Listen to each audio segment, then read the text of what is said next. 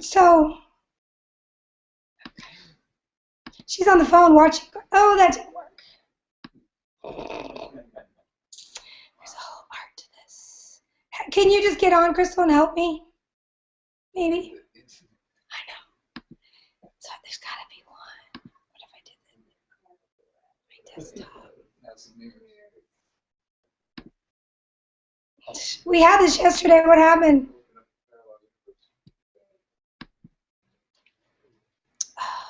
Is it my camera? Oh, she fixed that. No, she didn't. Yes, she did. She fixed this. Thank you, Crystal.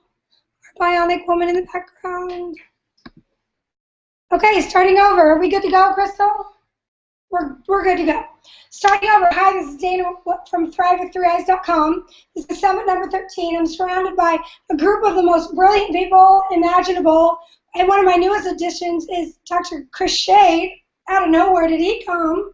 Via Robert Slovak, who every time I had a question about redox or like, you name the question, it was like, oh, Chris Shade can handle that. Chris Shade can handle that. They were my researching stuff would go to Lyme, it would go to multiple clinics, and it all led to one name. Whose name was that? Dietrich Klinger. Everything led to him. So we showed up in his office. But anyway, he's sitting here, Gary Gordon, Andrew Cowden, Chris Shade, Terry Orenga. First time I've ever gotten an Orenga here. That didn't work. What happened?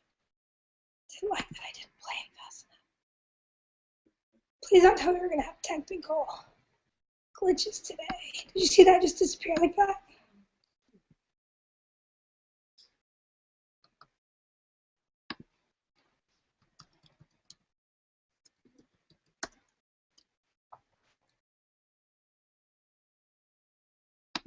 Let's see if we can do that again.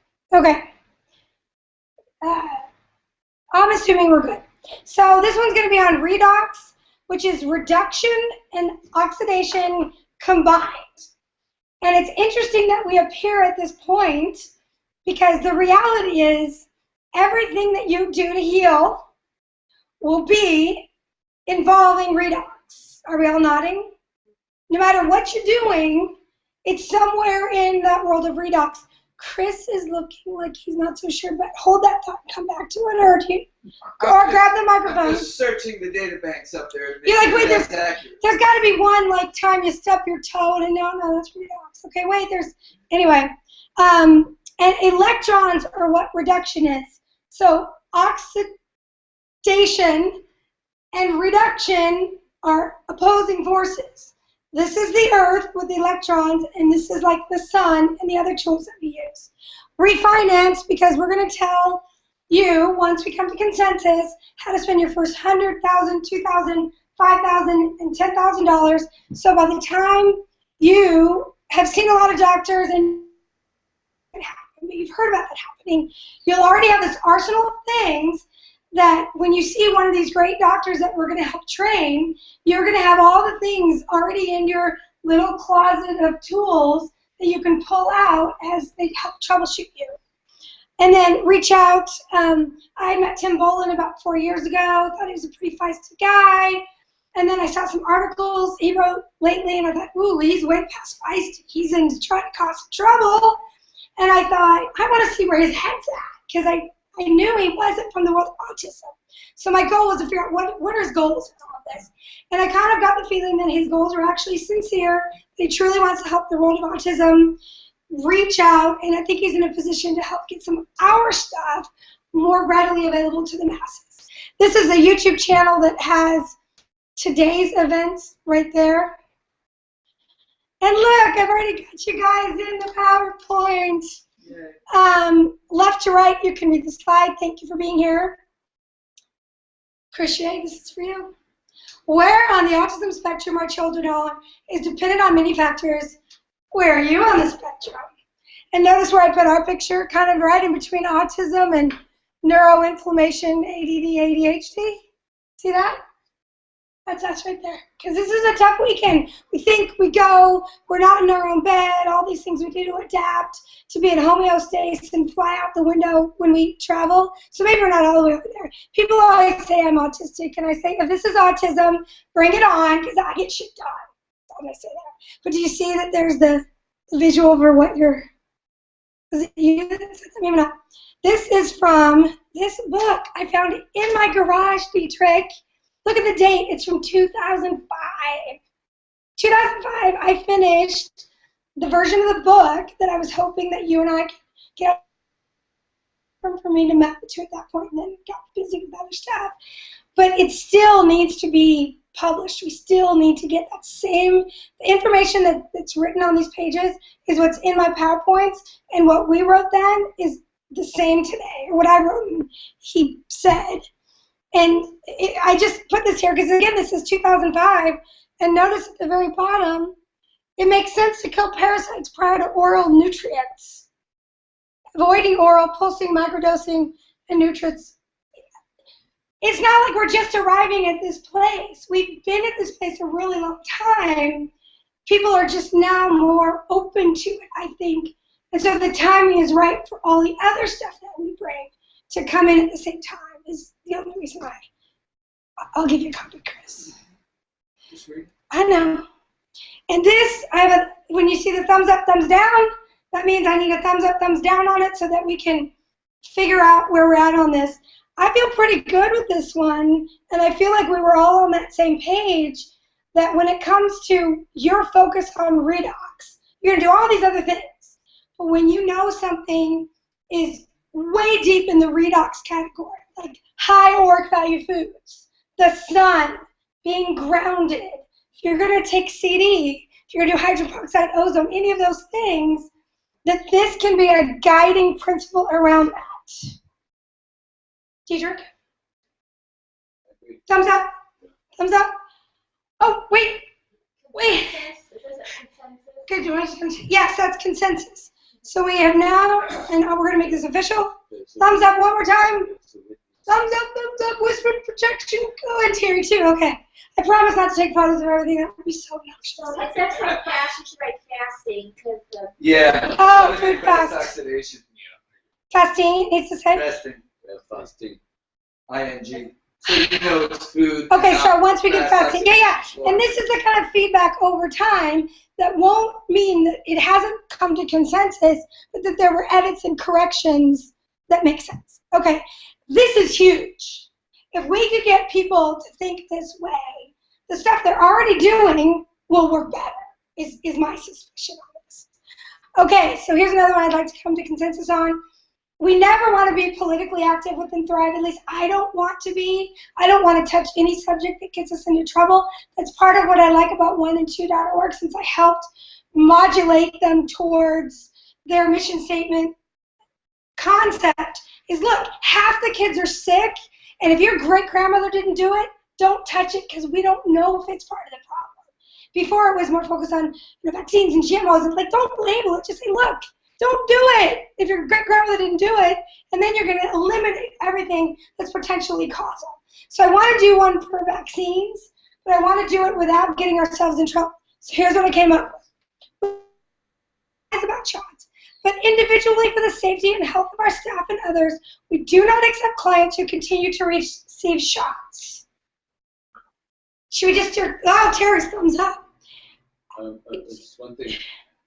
People also use vitamin B shots and DMPS shots, and so unless you clarify with some word or another that you're dealing with the word immunization, well, use immunization maybe, or shots for immunization. So people know they can continue the B12 shots. Shots with neurotoxins and contaminants. I don't want to use the word vaccine. I really want. But it isn't an immunization. That's a whole game they play to try to make us believe that it's giving us immunity, and it's not. So we actually like vaccines better, but I don't. How about vax? No. Shots with neurotoxic substances. Neurotoxins. Oh, I know. How about shots of untested? Adjuvants. They put untested adjuvants. How about shots with adjuvants? Shots other than We don't know what that means. That's okay. We're not really wanting them to know what it means as much as we want the smarter person to be able to go and say, wait a minute, this whole group just said they don't believe in vaccines? Is that what just happened here? That's my kind of Because I don't want anybody to get in trouble for having that position, but I think the parents are smart enough to figure that out. We put undeclared attributes. Except for the luminums, the big. Oh, well. Yeah. What is it? Bad actors are well clear. Neurotoxins and contaminants. How about with untested outcomes? Adjuvants is where you Neurotoxins. But you can put untested adjuvants. Oh, okay. Show the PowerPoint here where No, it's there'll actually- be some BS. Level 1. No, we don't need. Untested is too global. With Neurotoxins. suspected adjuvants. They're not suspected. They're With convicted. They're toxic. perfect. Other than nutrition. That's perfect, actually, Lee. You did it. Neurotoxic adjuvants. You mean a suppressor? Is there a hyphen? No.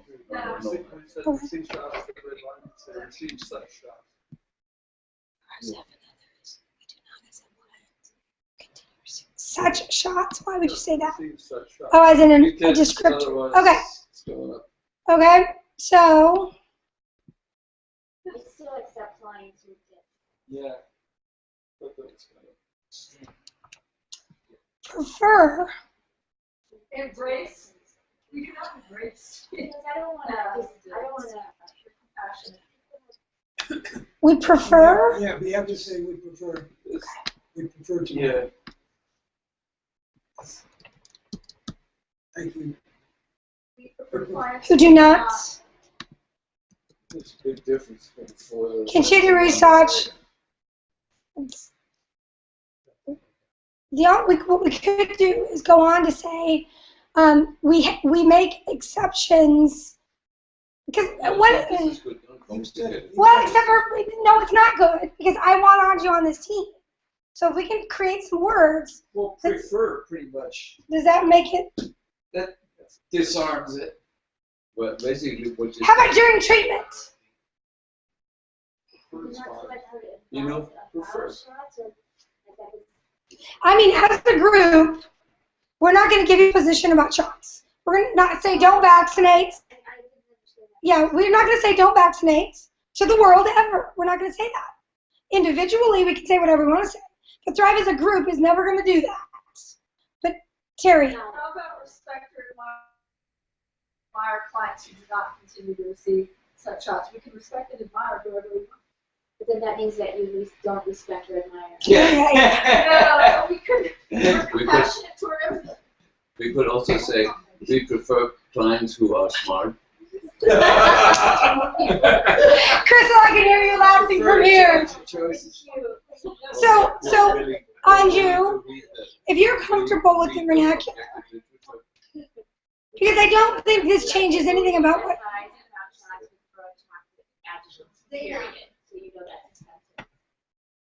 However, individually. How about just individually, comma.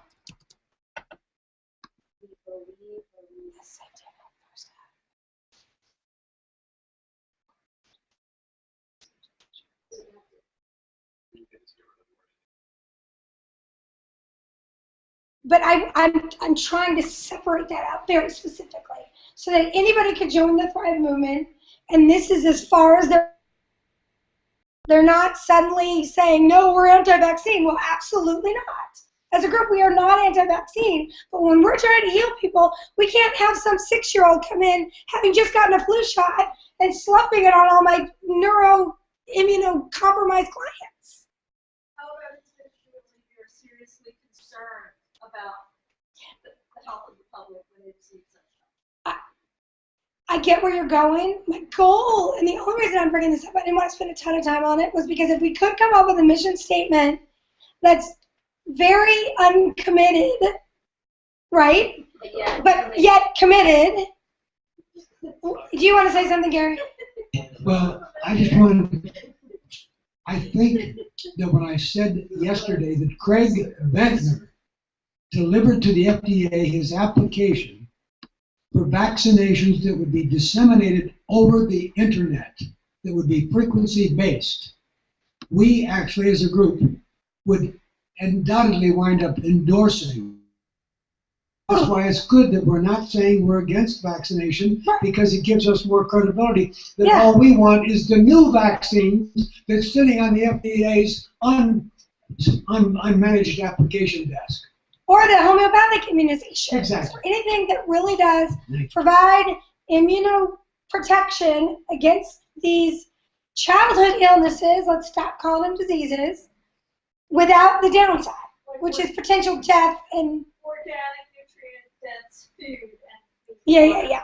See, what he pointed out in his interview was that because it's all been based on egg manufacturing, that's why they wind up with the preservatives. And so that's why he was able to say, absolutely, we can get all. And he said, this way we turn out the new vaccine in 1 week. We don't go back to the thing and go through all this product. So this way we can respond to the need. So it gives us more credibility in a sense if all of us are aware that there will be frequency-based vaccination processes. So it makes us more, we're not, the group says never vaccinate. No. We just want tomorrow's vaccine delivered today. But even that we wouldn't say as a group until we come to consensus. I just changed the word to ingredients because there's studies that show that the egg, depending on what you have that antibody response to, you don't know what's in there that's going to be. So I'm using the word ingredients. Whose clients are these? Is this THRiiVE clients, or you're saying this? I'm saying the doctor. So they're going to take this statement and put it in their practices. I think I need a way that moving forward, as we grow with people that learn from us, emulate what we're doing, that there's a foundation that includes a physician on vaccines. And I think this will screen out to groups. So, this is, Dr. Eisenstein would totally qualify for this. Because we respect your decision. But one day he may say, but we only do you on Thursday, the first Thursday of the month, because I want you all together exposing each other. Do you know what I mean? Terry, quickly. I was going to say make it. They slough the vaccines. Everybody knows that, right? The whole staff and clients thing. You don't like that? It doesn't make sense to me. What staff and whose clients? We're talking about THRiiVE. Do you have a staff? I was thinking of these guys. But they're not going to take that statement and put it in their practice, right? That's a THRiiVE statement. Yeah, so. I wanted it to be a THRiiVE statement because I think. But there's no clients then, no staff. This is like what you basically want is like something like akin to Bill Clinton's famous sentence. Yes, I smoked dope, but I didn't inhale. We want like a sentence like that. Did not have sex. No. You just happen to walk by and if there was some contact between what he has in his pants and her lips. It was accidental.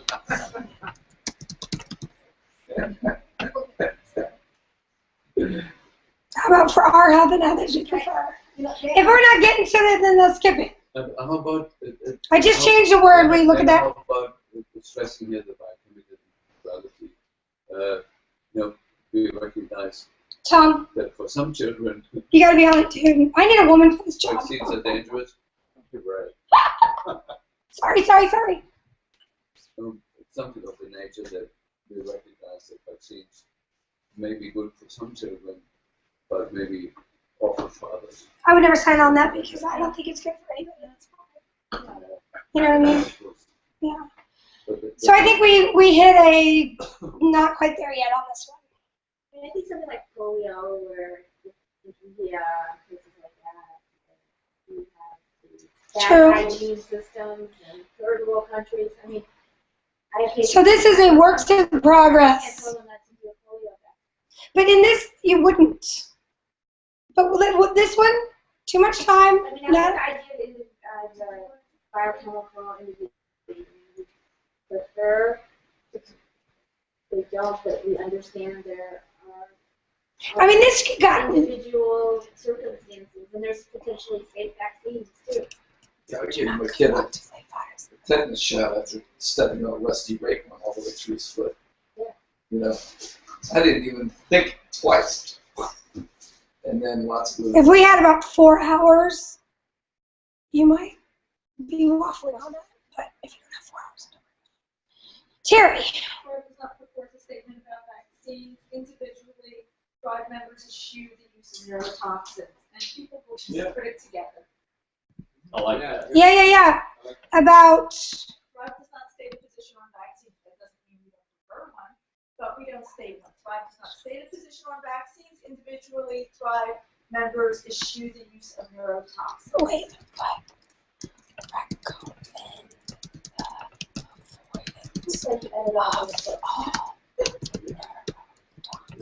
How's that? I like that. Can we do it? Yes, that's great. Very succinct. Thumbs up. Okay. Are you good? Yay. Oh my God. I'm sorry. I have to have a celebratory. Because that's so much better than what I. This one's a video. Wait, don't put them down. Keep your energy high for this one. Okay. THRiiVE Summit 13, we just came to consensus on the simplest statement about vaccines known to mankind. Perfect. Okay, wow. That one you could run with. You know what I mean? Which is part of my goal. I want other groups to say, you know what, that THRiiVE statement on chat, that's a good one. Keeps us out of trouble. Okay. I don't want, well, let's come back to this one because this is a really good list. Every summer this comes up. Parents want to take their kids swimming, and they're freaking out because I'm telling these parents, take your kids swimming, and they're going, no, they can't. And I'm like, yes, you can. You just have to have all the pathways working before you do it. And so we have this whole plan. It's a, what? Okay, you don't get to like whisper to Leo over there. You guys have to pass this I don't mic. know if I want to bring it up on camera. And yet you give them chlorine dioxide. Okay, that was Matilda who just spoke. Okay. Okay, so I don't want to do this right now because we're already taking too much time. But if we have time, I think we should come back to this because you had one about chlorine in the bathwater I want you to go into it, getting rid of eczema. So there's this oxidative so my goal with this list was for them to recognize that. Drop that slide or else you're just going to look ridiculous. The whole slide? Oh. There are other chemicals in chlorinated pools that are harmful. So you don't want them to swim at all? It may not just be the chlorine that's the problem. It's just, you're just inviting somebody to say what I just said. And Well, I'm going to have we're just at a to. point where we're just not clear on all these little subtleties between this oxidant, that oxidant. Okay, a year from now, we're going to have a list for parents because we're encouraging them to get outside. We're encouraging them to be active. You've got to understand these kids are inside their home 24 hours a day. So getting them out of the house is a really big deal. And this circulates every summer. The leading cause of death in kids with autism is drowning. Yeah. So we got to teach our kids how to swim. Yeah, there's all kinds of stuff, but let's skip this for now. Well, We're 1 out of 2 so far. Yeah. What? But there's all kinds of other ways to keep your pool from growing bugs. Yes. Like ozone or like So we'll do it peroxide or like shocking your pool or whatever. So. before Autism 1 of next year. We're going to collectively come up with a list for if you're going to swim with your kid, and we think there's a lot of cost to benefit times when you probably should instead of being in the house all day. We're going to give you a list to try to help minimize the negative sides of the sun, because there's a negative side too, without the toxic sunscreen and the chlorine and the disinfection byproducts and all that other stuff. So by Autism 1 next year, we'll have that list done. Dietrich, you have to open your eyes for this one.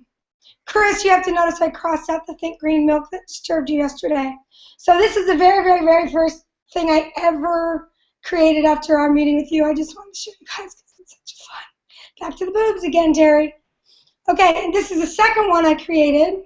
So are we all thumbs up on this one? The mother to toxic burden, thumbs up across the board.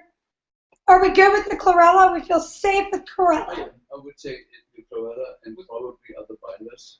Okay. Yeah, the others haven't been studied. This one has. Okay. Yeah. We're still confused on zeolite and aluminum. We're just saying chlorella on this one. That's the only thing we're saying for this.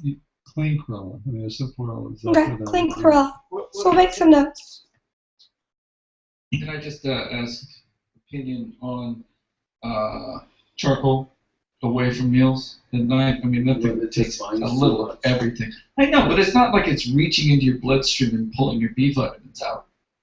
If you're taking it at night, empty stomach, it's a binder and it's not reaching into your blood and doing it. It's only doing it from the GI tract that gets all the mold toxins. Thinking of the growing child, because we really don't know where the capsule is unloaded. It's charcoal and attaches to the bowel wall for quite a long time. And I think with the children, we just don't know. In adults, I would have no problems. But children would have these huge nutritional needs. One thing I'm concerned about is the decay, because you're making that in your gut and charcoal will bind that. I don't know. This is the everyday use of. I wouldn't. Class. For 2 days a week. Yeah. Charcoal, it works great. It's just so broad spectrum that if you're looking at it. Plus, I think I've heard at least all three of you talk about activated charcoal as being the save that for your emergencies. It's going to bind everything up that you just screwed up taking, and you save it for that because these parents are taking crazy amounts of stuff. And to have that really powerful binder that you save for those moments and they call you and they're crashing, you're like, take activated charcoal right now. Take it. Call me back in 10 minutes. So you like keeping that one. But we can research your every night one too. I mean, I'm fine with Do just this. Okay, perfect. I just We'll get there. I just like charcoal. That was Matilda again. Okay, so this one I think this was the second one I came up with, and it was partly Dietrich and partly intuition, what I was noticing. But you said nobody ever thinks of anything nobody ever thought of before. You said that to me a couple times. Let me correct you right here. Autism, always under tremendous internal stress mask, came to me 4 in the morning, 10 years ago, and I'm telling you, that's all me. Thank you.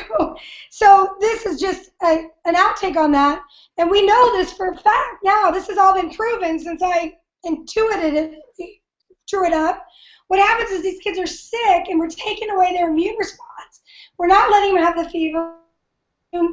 TH1 side take over, and we just get rid of them feeling bad.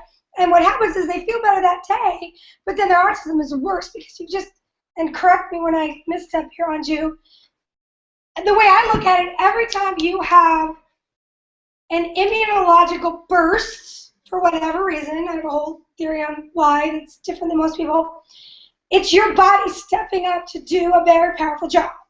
And every time that happens, your body gets a little bit stronger in TH1. It's like, oh, I get what you want from me, is my thought process. Every time you squelch it, it's more TH2 on the vaccine side, and so they're already super tipped TH2, TH1, and every time you squash their TH1 response, just a little bit more of this, a little bit more of this. And this is proven out in the literature now. When they have fevers, they do better. So that's all thumbs up on this one. Anju's. This is as simple as saying when your kid's sick and you suppress their fever and you give them antibiotics, they tend to get worse long term. Whereas if you let them ride it as much as humanly possible, Tylenol. I said fever reducers because I personally think Tylenol and the glutathione is part of the issue, but the much bigger issue is turning off the fever. The antipyretic, getting hot is a universal antimicrobial.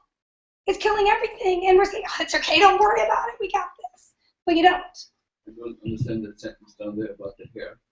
The hair represents the brain's neurotransmission or lack of neurotransmission due to tangles, lack of conductivity, and demyelination. The hairs are just representing brain. Visual. It's a visual. Not actual. It's a visual. That's what's going on with the brain. People when they're like, oh yeah, the mercury in the brain, the mercury in the hair is the stuff from the brain. That's what's coming out of your brain. Like, yeah. That's what it represents. Okay, but this slide is from and look, I said lack of conductivity. Holy shit. I don't know. It comes, and you just put it on paper and see what happens. And they're going to think that frizzy hair is a sign of insanity. Okay, and this one's for Chris Shake too. When total body burden. Lose for you, You're almost. He keeps saying me when you guys are having fun. Okay, this is for you, Chris. When total body burden contributors are tracked, they correspond directly with the autism epidemic and all other epidemics. What I'm saying is GMOs, EMF, vaccines, fibromyalgia, cancer, autism. This is what we talked about yesterday. Of course, everything that's screwing with us is going up, and everything that's screwed up is going up. And so you can take anything and track them together. Go, Chris. Yeah, I did notice that just about anybody who wants to argue anything tracks autism with whatever they're into, round up or Everything. whatever it is. But the only plastic bottles, because Yeah. I think we just screwed everything up over a certain time, of course. But the only thing I'd add to that is that it's not always just the body burden. Everybody's in the body burden, the body burden of the kid, but it was what was happening to the mother and this epigenetic effect. And that was sort of some of the slides I was showing yesterday, that when you expose, often it's just the mother passing, it's what she was exposed to. Sometimes it's what they're exposed to in utero, and it's creating epigenetic changes where they're expressing their detoxification system at a lower level. Right. So thus they're much more sensitive to the same burden that somebody else is dealing with. Right. So we both have the same burden, but you were affected at a certain point in development where your mother was, and now that burden sinks you, but I'm okay. And I would only say to that I think total body burden does a very good job of encapsulating it. Because when you inherit these... Totally, because it's an idea that the amount of stuff in there is killing you, but there was a pre-existing condition, so to speak, where you can't handle much of anything at all. Because you're saying it's just a load of toxins, and it is not. No, I didn't say it's a total Toxicity is the host response to a level that's in it, and the host response sucks in this case because of this pre-existing condition. Early, either in utero exposures or exposure to the mother, we're changing the host response, the ability of the host to handle the onslaught. And so now it's not that the total burden was so high in that kid, but his ability to accept that burden was really low. Well, I actually include that in my model of total body burden. You'll see the slide in a minute. For me, total body burden includes epigenetic changes as part of it. Your language here should... It comes in the slides. Okay. And also that the graph shows that it seems like I can change the graph. The more toxic you are, the sicker you are. Yeah. I mean, the more body burden of these actual chemicals, but that's not what we're saying. It's your susceptibility to those things. Yeah, it's got to be in that slide, or else you are strictly saying it's, how full the tank is what does it. I will work on this slide and get it back to you two, and we'll modulate it until we're good. And then once we're good, we know these guys will be good because, okay. Moving on. Thank you. Okay, we do know what causes autism. Everything we've ever heard causes autism, including that we've heard before, that when the mom's toxic, she does epigenetic layering onto the child. If you've heard it causes autism, but not alone. It's the alone part that gets you. I'm good. Okay, that's okay. I'm just going to keep going. If you have a thumbs down, you can go for it. Hey, I'm just nice. Another original, but I don't like it as well. Neurotoxic-induced chronic encephalopathy. How did that one never...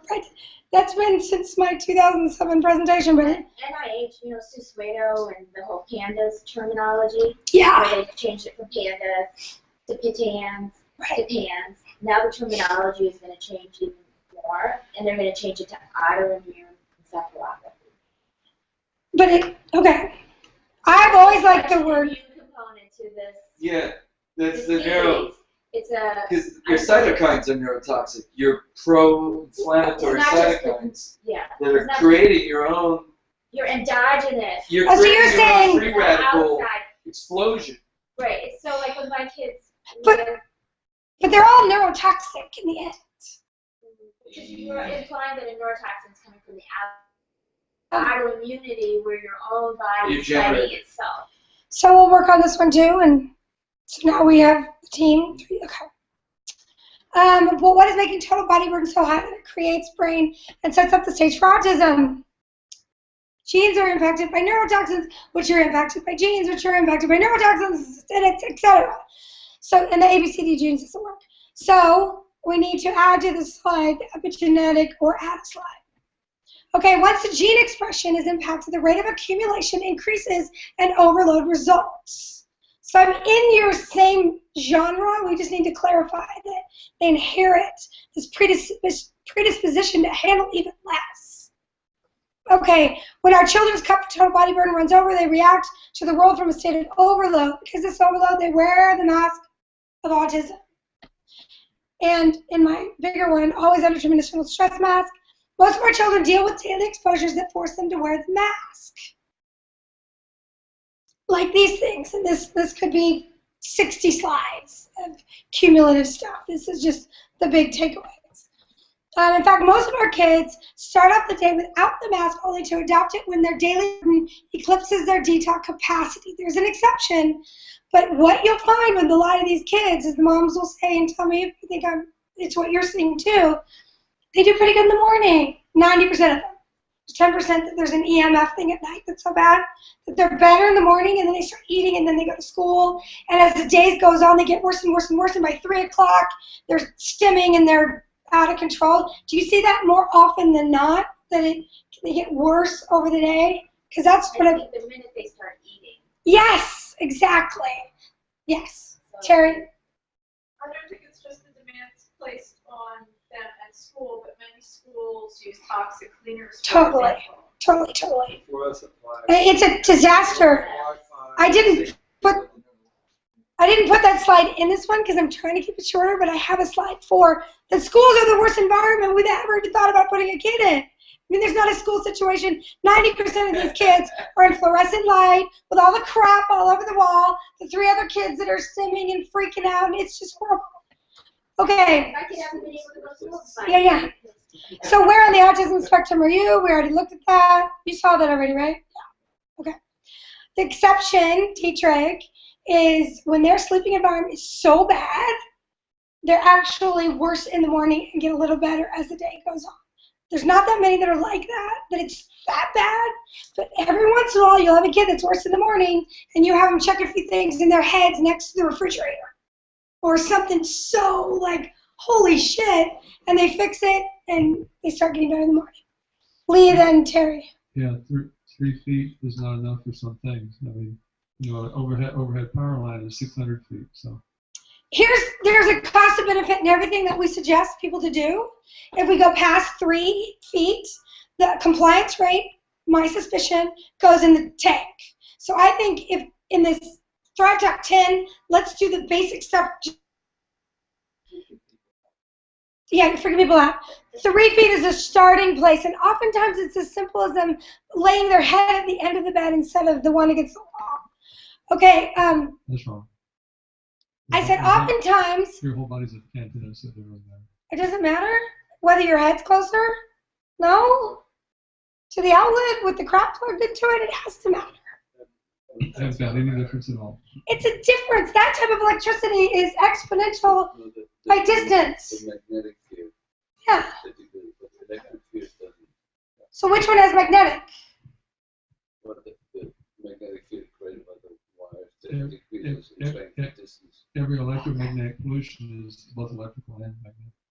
So you have to go. Okay. So Lee just busted our bubble on that one. We're going to go further. We'll work on it. Yes, Terry. No, but the 3 feet is too Microphone, people, please. That's right. And they're testing smart meters at night in some places. Disaster. Too. So if you get something like SafeConnect or something to protect yourself from all this stuff. We just don't know about SafeConnect yet. I'm wearing one. I have to say, I felt pretty good. Even if you don't have your head near the refrigerator, there could be your smart Absolutely. being tested at night. Anyway. Our only goal with that was to get them away from the wall of electricity. Yeah. Okay, autism has 3 very specific visible characteristics, and when people don't get this, they screw up moving forward. There's neurological deficits from chronic insults. There's characteristic habits from daily toxin exposure and recirculation, from eating and going to school, and then this is the one everybody misses. They're seeking behaviors designed to create this neurotoxic state, right, Anju? They do stuff all day long, like lick the computer. They will go and flush the toilet all day long until you put a chlorine filter on it, and then they stop. They're seeking that neurotoxic fix oftentimes, wouldn't you say? Let's hand it to Anju because she knows way. And I know, like, with certain types of behaviors where they're leaking Yes. or seeking for, like, parasites or heavy metals, but I can't say that a lot of those behaviors are always trying to seek a neurotoxin. What? And I also think that we give the feeling that it's all about toxins from the outside, but again, these kids' microbiome, their infections are creating a lot of these behaviors. So their behaviors, like the OCD behaviors or the repetitive behaviors, I think come from the bugs. I think they come from the bugs too, but don't they come, teacher? Do you think the bugs creating the disruption in the neurotoxic dysregulation at the neurological level? Well, I think it's even more than that. I think any illness that the patient, any chronic illness behaves like an entity where the patient cannot see the solution, avoids the solutions, and the entity maintains itself through behaviors and through thinking as well. The avoidance of certain social contexts, for taking the wrong vitamins, the wrong pills. Yeah, so every illness, chronic illness really behaves like that. Or maybe say in my teaching, chronic illness is a bad habit of the brain. The brain continues running a pattern that sustains the illness. So that's why we think the first thing we have to change is the brain in order to snap out of it. And it's not just parasites inducing, parasite favoring behaviors. It's just, of course, in there. It's been woven into it. But it's the whole brain becomes wired. Where the illness is the best the brain could do, and the brain is afraid to change it. Anything you do to rattle the cage, the brain feels threatened and saying, "Hey, this is the best I could do. Don't disturb me. I'll keep it this way." So you keep eating the wheat, or keep eating the gluten, and you keep sleeping next to the worst electric outlet that you can find, and you can't sleep when you switch the wireless off. And that's what I label as seeking behaviors. Yeah, no, I agree. But I think we can edit it, Anju, to encapsulate more of the 10-year older version of this presentation, which would be, we recognize a lot more as contributing, but as practitioners, as parents, when you're trying to troubleshoot a kid, there's 3 specific things going on, and when you're trying to figure out a kid, you're going, holy shit, that's a seeking behavior. They're trying to get that one. And there's foods. And I would also change here, instead of number 2, habits from daily toxin exposure, I would put toxin and allergen exposure. Or make that broad, irritating. Yeah. Exactly. But we lumped it under toxin anyway. Objective with this slide is to classify, when you see these kids, you go, that's a deficit from being chronically in a not great place. That's a habit that's come up, you know what I mean? This one's seeking. This one he's not doing all the time, but and you treat them differently moving forward is all I'm. Like in RPM, yeah. They try to distinguish stimming behavior as excitatory and regulating. So there's some stims that actually stimulate, and then there's some stims that actually downregulate. It's homeostasis. See, I think these kids have a set point where they like to reside, where maybe they're a little high, we don't know, but they have a set point, and whenever it goes too low, they do something to get it back up. And whenever it goes high, they get something to bring it back down. This one was stimulated by Kellen at Futures Unlimited. Would you like to know why? He went to Futures Unlimited. We normally went for 10 days, 13 days. Part of Futures Unlimited is you downregulate everything. If it's a pattern carpet, you turn it over so it's blank. You block out the windows. They're not doing anything. They're not watching the iPad. It's basically total down regulation. And then they do the tube work and the table work and the tank work, right? Well, in 10 days, he had just gotten mellower every time we'd ever gone there. 10 days, you go home, you feel pretty good about it. This time we went 13 days. On day number 11, he got stimmy. And my only thought was, here he was, and he was comfortable to about here with the circulating neurotoxic thing. But when he got here, he was like, holy shit, I'm going to bring that back up, is what I thought when I saw it. And that's what stimulated that concept is, holy shit, they are addicted to their set point. Just like we all are.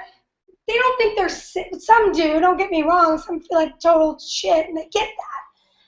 But on a subconscious level, where they're at is oftentimes what they're seeking to modulate back to. And there's behaviors that you can see when you, anyway.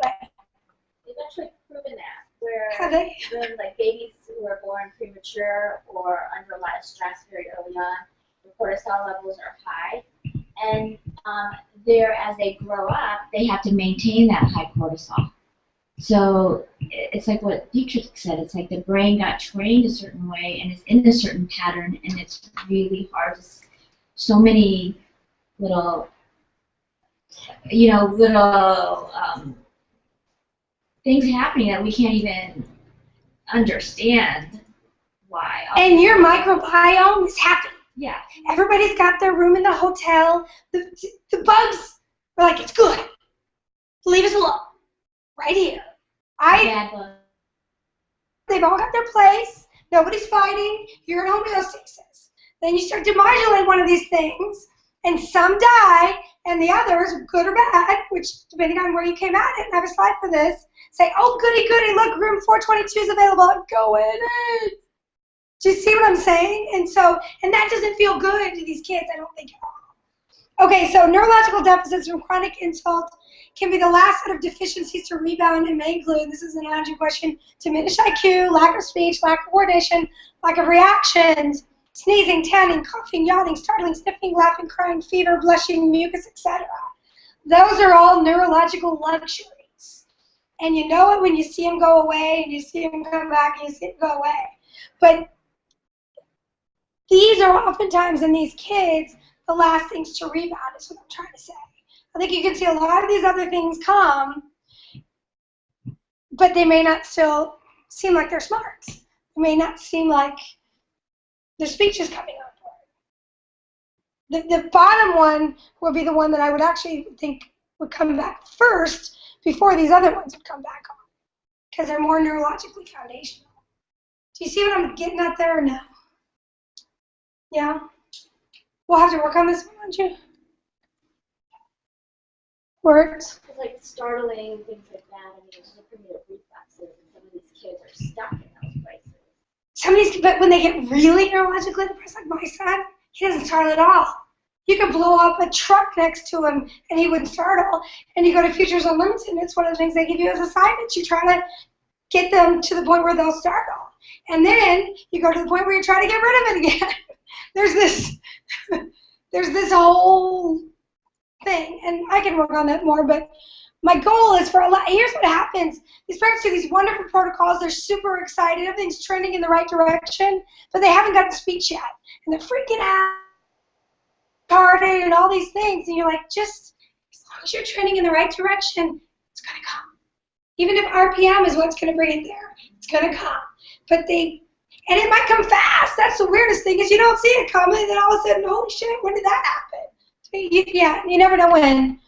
This is my son stimming a few years ago. This was him seeking before we knew all the neurotoxic stuff. He was smelling all this stuff in the bedding.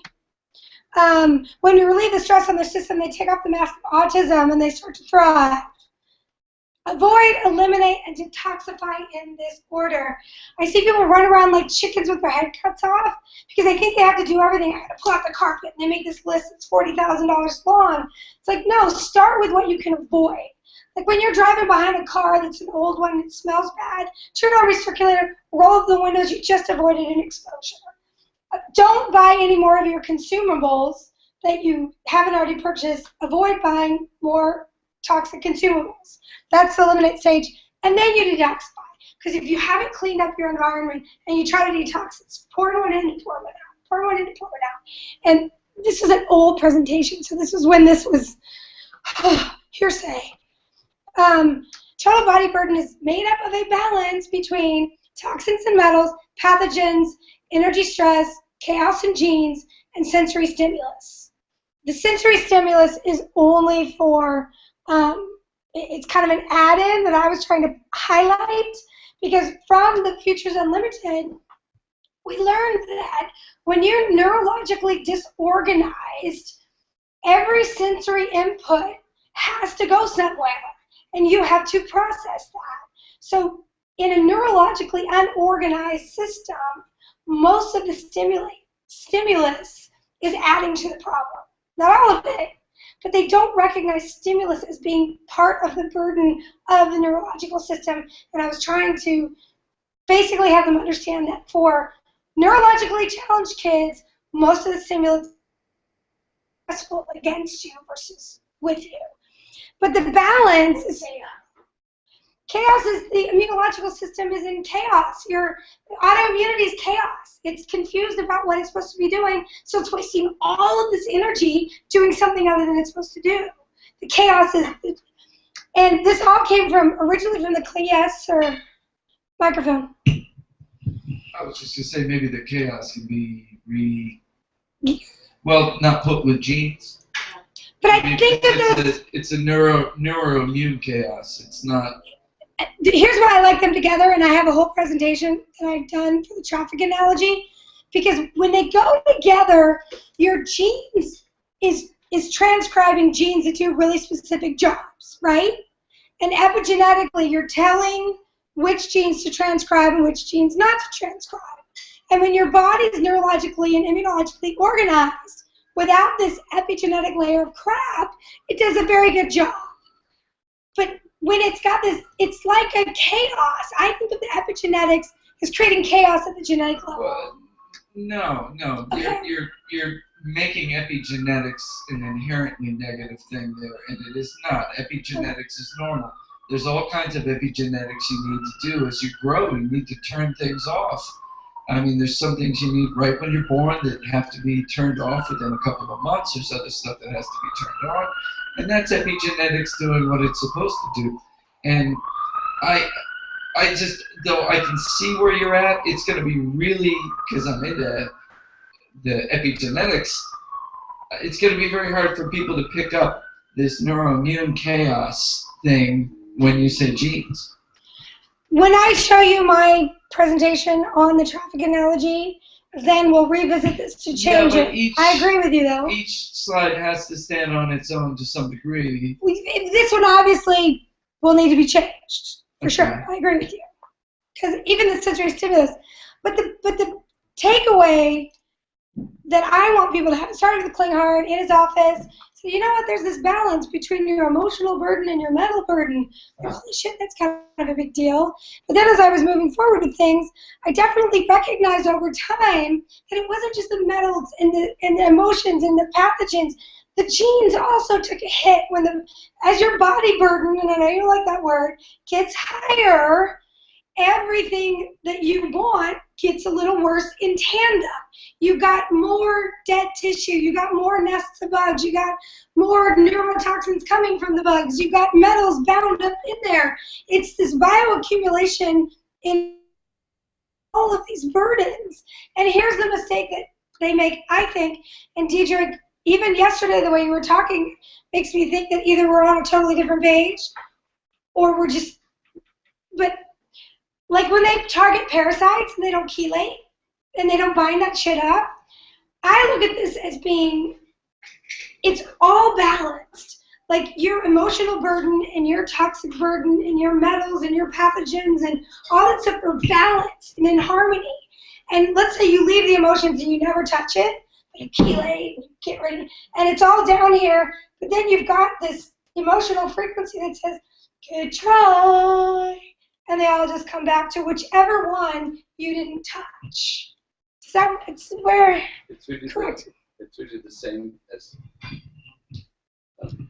what I said before, that the brain is used to a certain set point, and chronic illness is something that the brain maintains because it's a place where it once experienced that it survives in adverse conditions. They re-establish that, and so it's like really like to change an old habit is hard.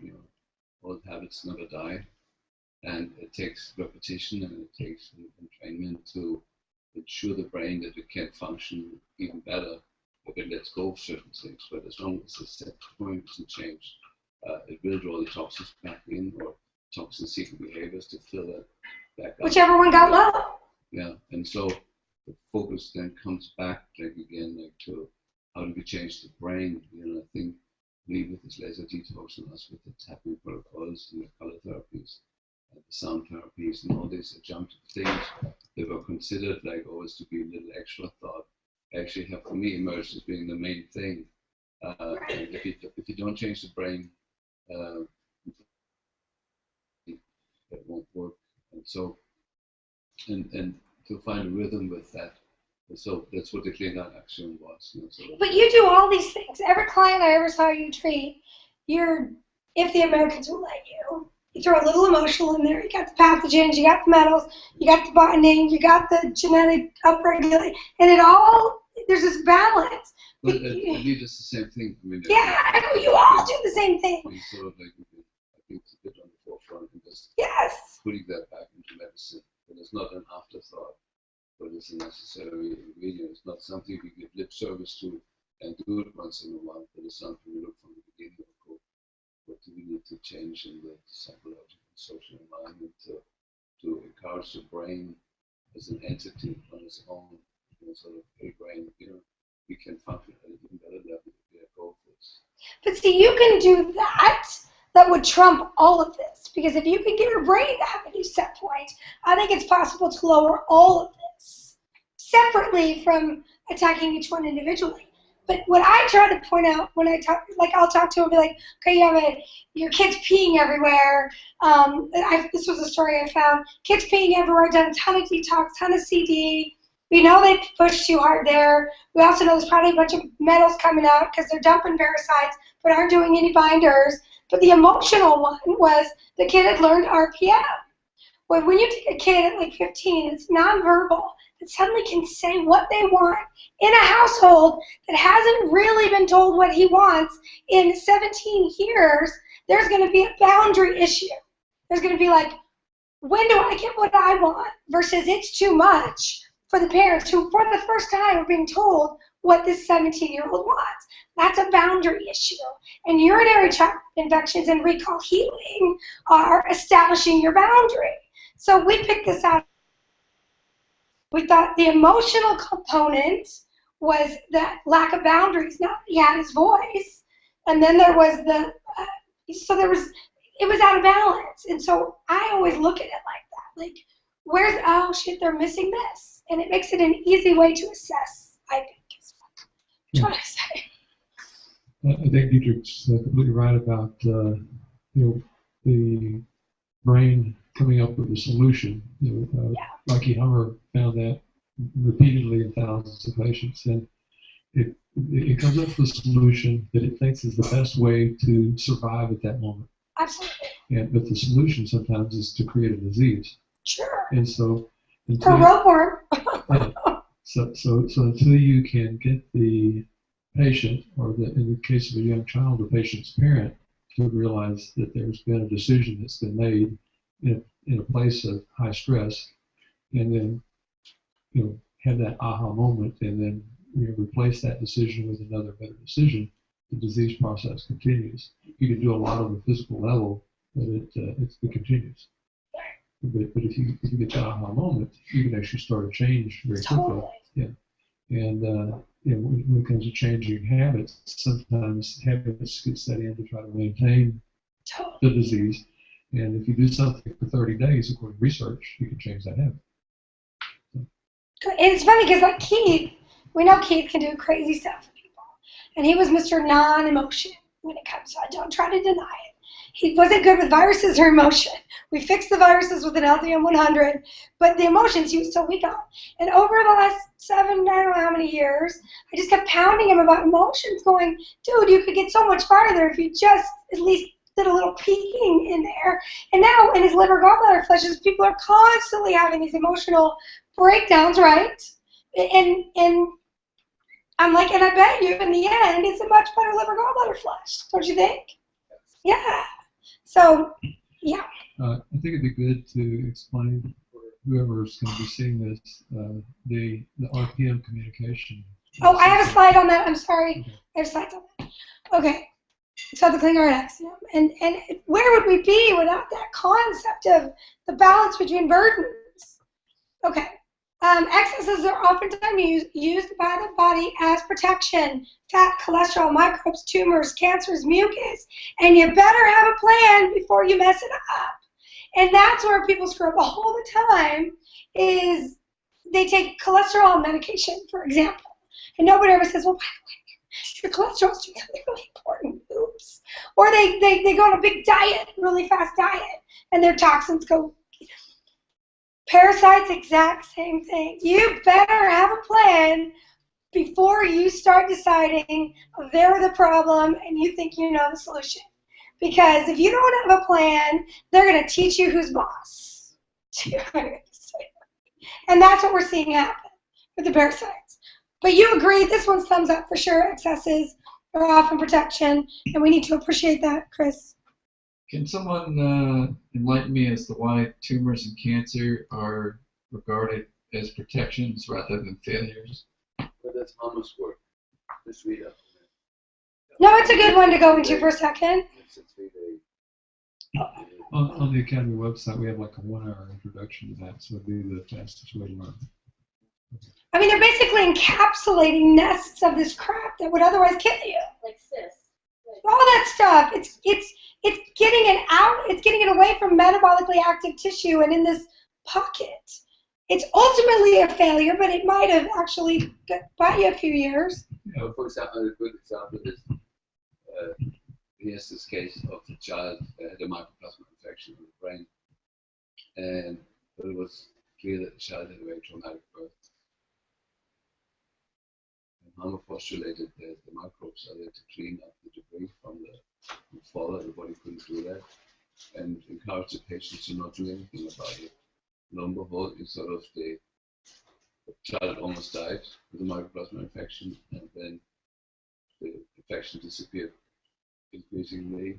And wherever the infection was, there was completely new brain tissue at the end of the restored brain. And so he has many cases like that. So the microbes actually come in to do something the body can't do on its own. As long as they don't kill you. Yeah, and there's always that. It's a fine line, for sure. There's always that risk, and that's, of course, what Hammer got criticized for, because it doesn't always succeed. Yeah. But it's a 1 in 1,000 cases that fails that got him in trouble, but there is 999, where there is dramatic healings. And there's something that goes into this idea. But all of these excesses could kill you, Chris. Every single one of these you could ultimately die from when your protective mechanisms get out of control. But we all have our way of protecting our body from dying. Yeah. In Hammer's court case in Germany, one of the only times this ever happened in history is the attorney representing Hammer got the prosecuting attorney up on the stand to take an oath and testify. And what the Hammer's attorney asked him is, did you review Hammer's charts of patients that he had treated? Yes. And what percentage of the patients were still alive 5 years after he treated them for stage 3 and stage 4 cancer? 92%. Really high. Fairly high. Chris Hammer is the one who researches the recall healing concept, where he has found that every single disease process specific emotion conflict associated with it. And so you can look it up. Like urinary tract infections is lack of establishing your own boundary. Is that right, Lee? Urinary tract infection. It's a resolution phase of. Urinary tract infection is a territorial issue. So in other words, you're having a challenging time to mark your territory. Occasionally, it's because you're pissed off. Right. But usually because you feel like your territory has been invaded that you marked. In other words, your mother-in-law moves in with you.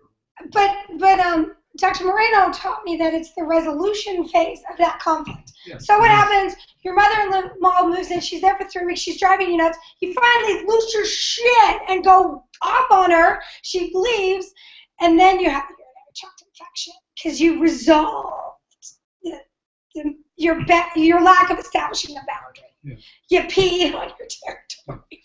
In a negative. Matter. It still resolved the conflict that was going unspoken. But if you resolve it in a harmonious way, do you have to have an infection? It's the resolution phase, so It no. depends on how it depends on how things are resolved. So the endothelial and epithelial conditions are resolved. The symptoms develop whenever the resolution occurs. For musculoskeletal problems, the symptoms occur as the conflict is developing. They're different. Each one's different. Like one kind of breast cancer is a resolution, interductal. It's the coolest thing ever, though, Christopher. I know we're kind of blowing your mind a little way here, but if you knew that every single diagnosis had a cheat sheet for what that conflict is, and you'll start playing at bars if I met a guy with prostate cancer, you'll be like, oh, that's interesting, and you'll know what the conflict is, and you'll start diving in to see, and you'll be like, holy shit, that's exactly what's going on here. And it's fun to play with. I've got a lot of fun with it. There's lists. Anyway, inflammation, the granddaddy of keeping other treatments from being successful, and most of it is coming from stress and stimulation. Again, back to the kids with autism, they're 40 hours EPA, they're peach, they're OT, they're go, and these kids are overstimulated. Bring the stimulus down, get them in a tube, and you'll do much better. This evolved, ultimately, we're not going to spend time on this because this is a whole presentation, but Christopher, I just want you to notice that this is the total body burden vicious cycle, and then on the left-hand side, you'll notice the inefficient genetic expression. That's what I mean by epigenetics. I mean when your epigenetic layer is making your genes less efficient than they normally would. That's all I'm talking about as far as cumulatively part of the total body burden. Yeah, no, but the chaos idea is. In my traffic analogy, if we can't reconcile that, then we'll get rid of it completely. Start here. Top 10 list. We need to revisit this. We're not going to do it now. Top 10, I just wanted to show Dr. Lee Cowden. I changed it for you. It said food twice for the last 8 years. Yes, thank you very much. Isn't that funny? This was the top 10 things to think about bugs. I need a consensus on this one, Dietrich and Gary. I feel like most, not all, symptoms are turf wars. They're protective, but somewhere within that symptom, there's two bugs trying to figure out who's boss in which location. Because no matter what your load is, let's say you get measles virus, right? And your body is going all in to fight measles and you've got a fever, all the other bugs are shifting. And then when they get, like, have you ever noticed different things? You'll eat something and you'll get gassy. I personally think that's the bugs trying to figure out who's boss in which territory. Resonating enough? No? Okay, we'll get rid of that one. But you are simply a guest at your bug's dinner table. I'm pretty sure we can come completely consensus on that one. Your body's telling you what to eat. Your dominant bugs decided I was going to have coffee with cream and sugar, and then I was going to sit my butt down, and then I have my waffle. Okay, well, but these are not consensus. Okay, what if we were all just a giant hotel for bugs? What if the question is not if, but who and how much? There's a bug saying, good try, how come you kicked me out?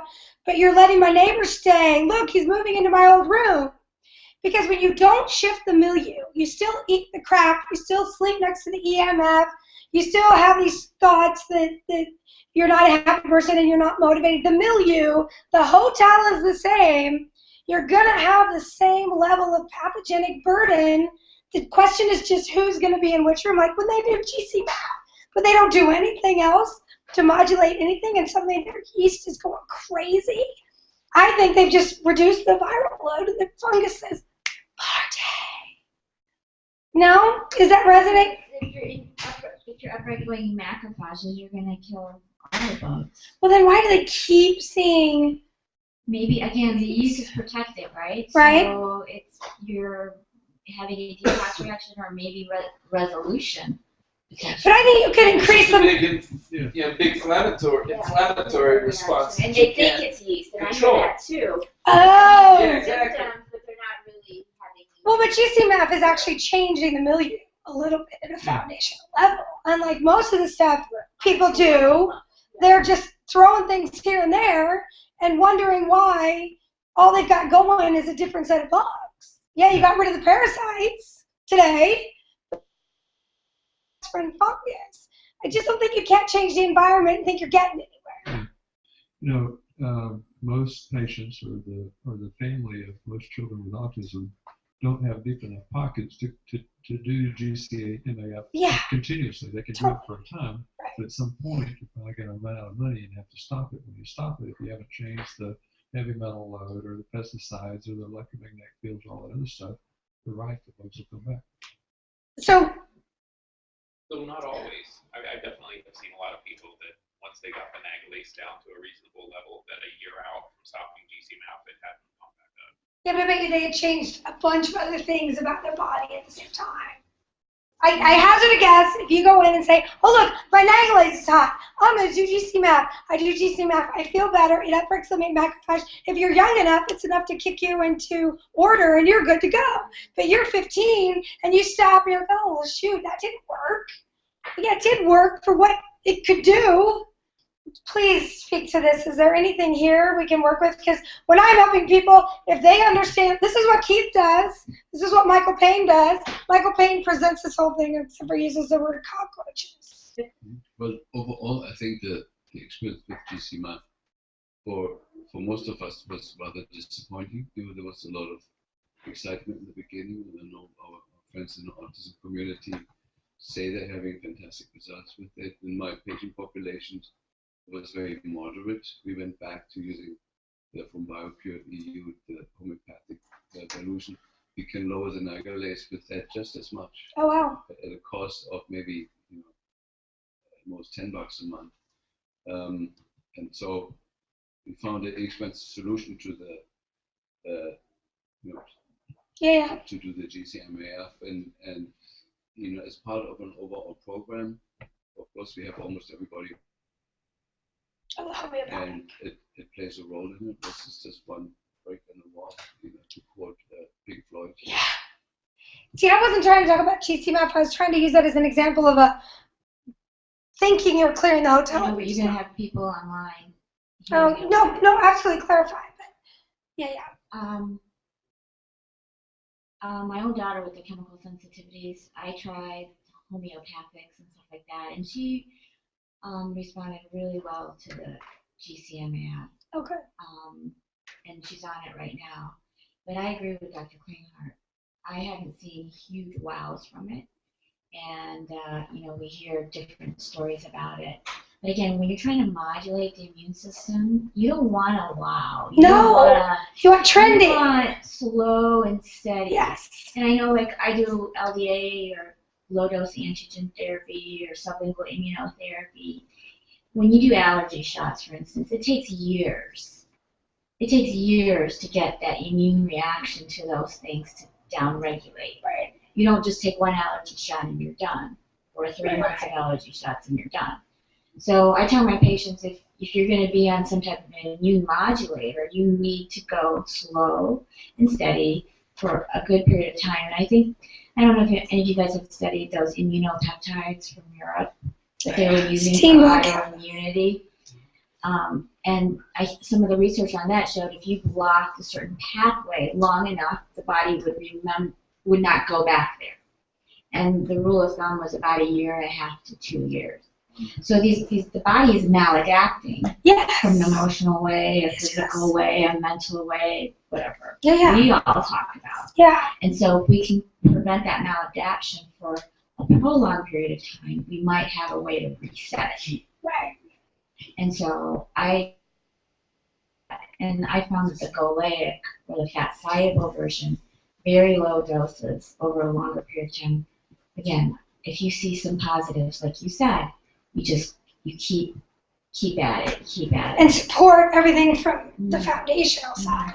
Not assume it's gonna. Yeah, and again, my point, Keith, can you speak to this hotel analogy? Because from the moment we started communicating, I think I told you this hotel analogy I had for trying to understand the roles that bugs are playing in the body. And you and I were very symbiotic on how we felt like that created a visual for people to understand. And I think you've run with that all these years. You talk to people in a way that they understand. Look, you're full of bugs, and they're just going to move around. Can you, like, how do you, because I know you do very well with people understanding. Microphone, please step up to the mic. And Michael Payne does it too, which is so weird. Well, you know, my approach is a little different than most because, I mean, I attack everything at one time. Right. I don't try to say I'm going to go after this or that or the other. And I try to support all the organs all at one time. Right. And we build those organs all at one time. So the liver helps the kidney helps the spleen helps the pancreas, whatever it is. Right. And all the services in your hotel. All the services, and what comes out is that the house gets rebuilt. Right. And the tenants leave because the bad guys move out and the good guys move in. And it's, I don't want to make it more complicated than it is. It's just a visual, and when people have this visual, they do stuff that then they're able to subconsciously map the cascade themselves. They go, oh, I just did that. That's why that's happening. And does that make sense a little bit? I mean, we don't have to go to consensus on this, but. So I love Bootleg, but I'm concerned that we're still talking about throwing spaghetti against the wall and seeing what sticks when we're talking about individual interventions. And today I thought we were supposed to be talking about economics, for example. In the hotel, there's the hotel of your body, but first of all, there's the hotel of your environment. And you need to put the individual who's very compromised first into a pure environment. Sure. Remove the bad environmental stuff. Stop putting in bad environmental stuff into their physical location, not their physiological location, but their physical location. And then, you know, Keith handles nutrition, but after you have their outer environment cleaned up and their water pure, and then you're giving them pure food, then you can individualize nutrition. So before we talk about something like Oleic, which I love, I totally agree with you. First, we need to take care of the foundational things like the outer hotel and spend the first $100 on that pure water and that pure hotel. Oleic was a total side step on our part. We apologize. It's certainly not going to be in the first, I don't know, could we even go 20, 30,000 probably? It's not going to be in that first chunk, but we have a lot of great doctors with a lot of great experience. Since I made the poor judgment of using it as my example of the toss-in, then we didn't want to leave you hanging, so we apologize for that. Thank you, Terry. But this, when I get, like, Crystal thinks of everything like this now, and it totally makes sense to her. She goes, oh, I get this now. She just... So there's something there I'll need to figure out more. We're not going to do this. This, you need to know, this is a YouTube. Remember Sergeant coming to, I made him come up with a top 10 active healing list for healing, right? But they were kind of a dead end because he hadn't done them and shown them to us. This YouTube is of me on one side of a Google Hangouts and him on the other side of a Google Hangouts, where he demonstrates each of these in real time. Your clients need this YouTube link on this page. You just couldn't give it to them. Say, you can either spend $3,000 and go see Sergeant, or here's your page. And I think and that's suspended inverted rotation, which for about $200, I'm going to push to have me on the first 2,000 list. I really am. Okay, neurovasculopathy to optimal neurovascularity. I put that there so that you know where it is. That was my presentation, because when we did 2 summits ago, CCSVI, which is the surgery for chronic cerebrospinal venous insufficiency, I recognized very early on in my research that at 12 years old, my son was not going to be able to get it no matter what they said about his MRV. So I tried to figure out what's really going on. You should make sure I give you this presentation too. And I was really able to hone in on neurovascularity. What makes that happen? And it's not just biochemical. It's hanging upside down. It's swinging in the little chair. So I really think it's a presentation that we need to keep track of, because I think it's helpful. Baseline. This is what everybody misses. They get way out of their baseline, and they don't even know how to get back there. So now there's this one I'd like to come to consensus on, but I want to come back to it. It's the how to dig yourself out of trouble diagram. Energy testing. We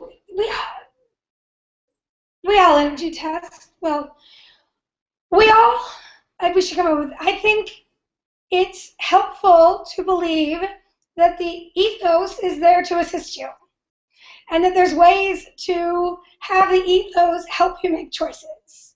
And it's that simple. And for me, until I can get them on energy testing, they're lost. That's how I feel, because no matter how great your doctor is, you can go to Dr. Klinghardt on Thursday, and 3.5 weeks later, if they're crashing, there's only so much you can do. But if you can energy test, you can dig yourself out of any hole that gets dug. Okay, this one we definitely have to go over, but not right this second. This I created for the protocol. I know. What a slut. I know. Well, they were having quite the problems doing this protocol, being told to more it through. And it was this one over here that got me really freaked out, because this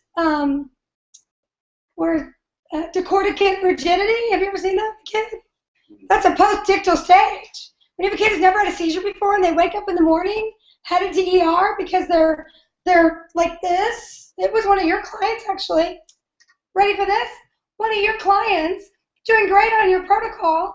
You talked about doing MM, looked it up online, found the protocol, stopped everything they were doing that you had told them to do that was working, to go do the protocol as they were told, and ended up in ER like this. Total mineral depletion. There's got to be some sanity in there somewhere. And so my attempt here was, at first it said something else right here. I can imagine what that was.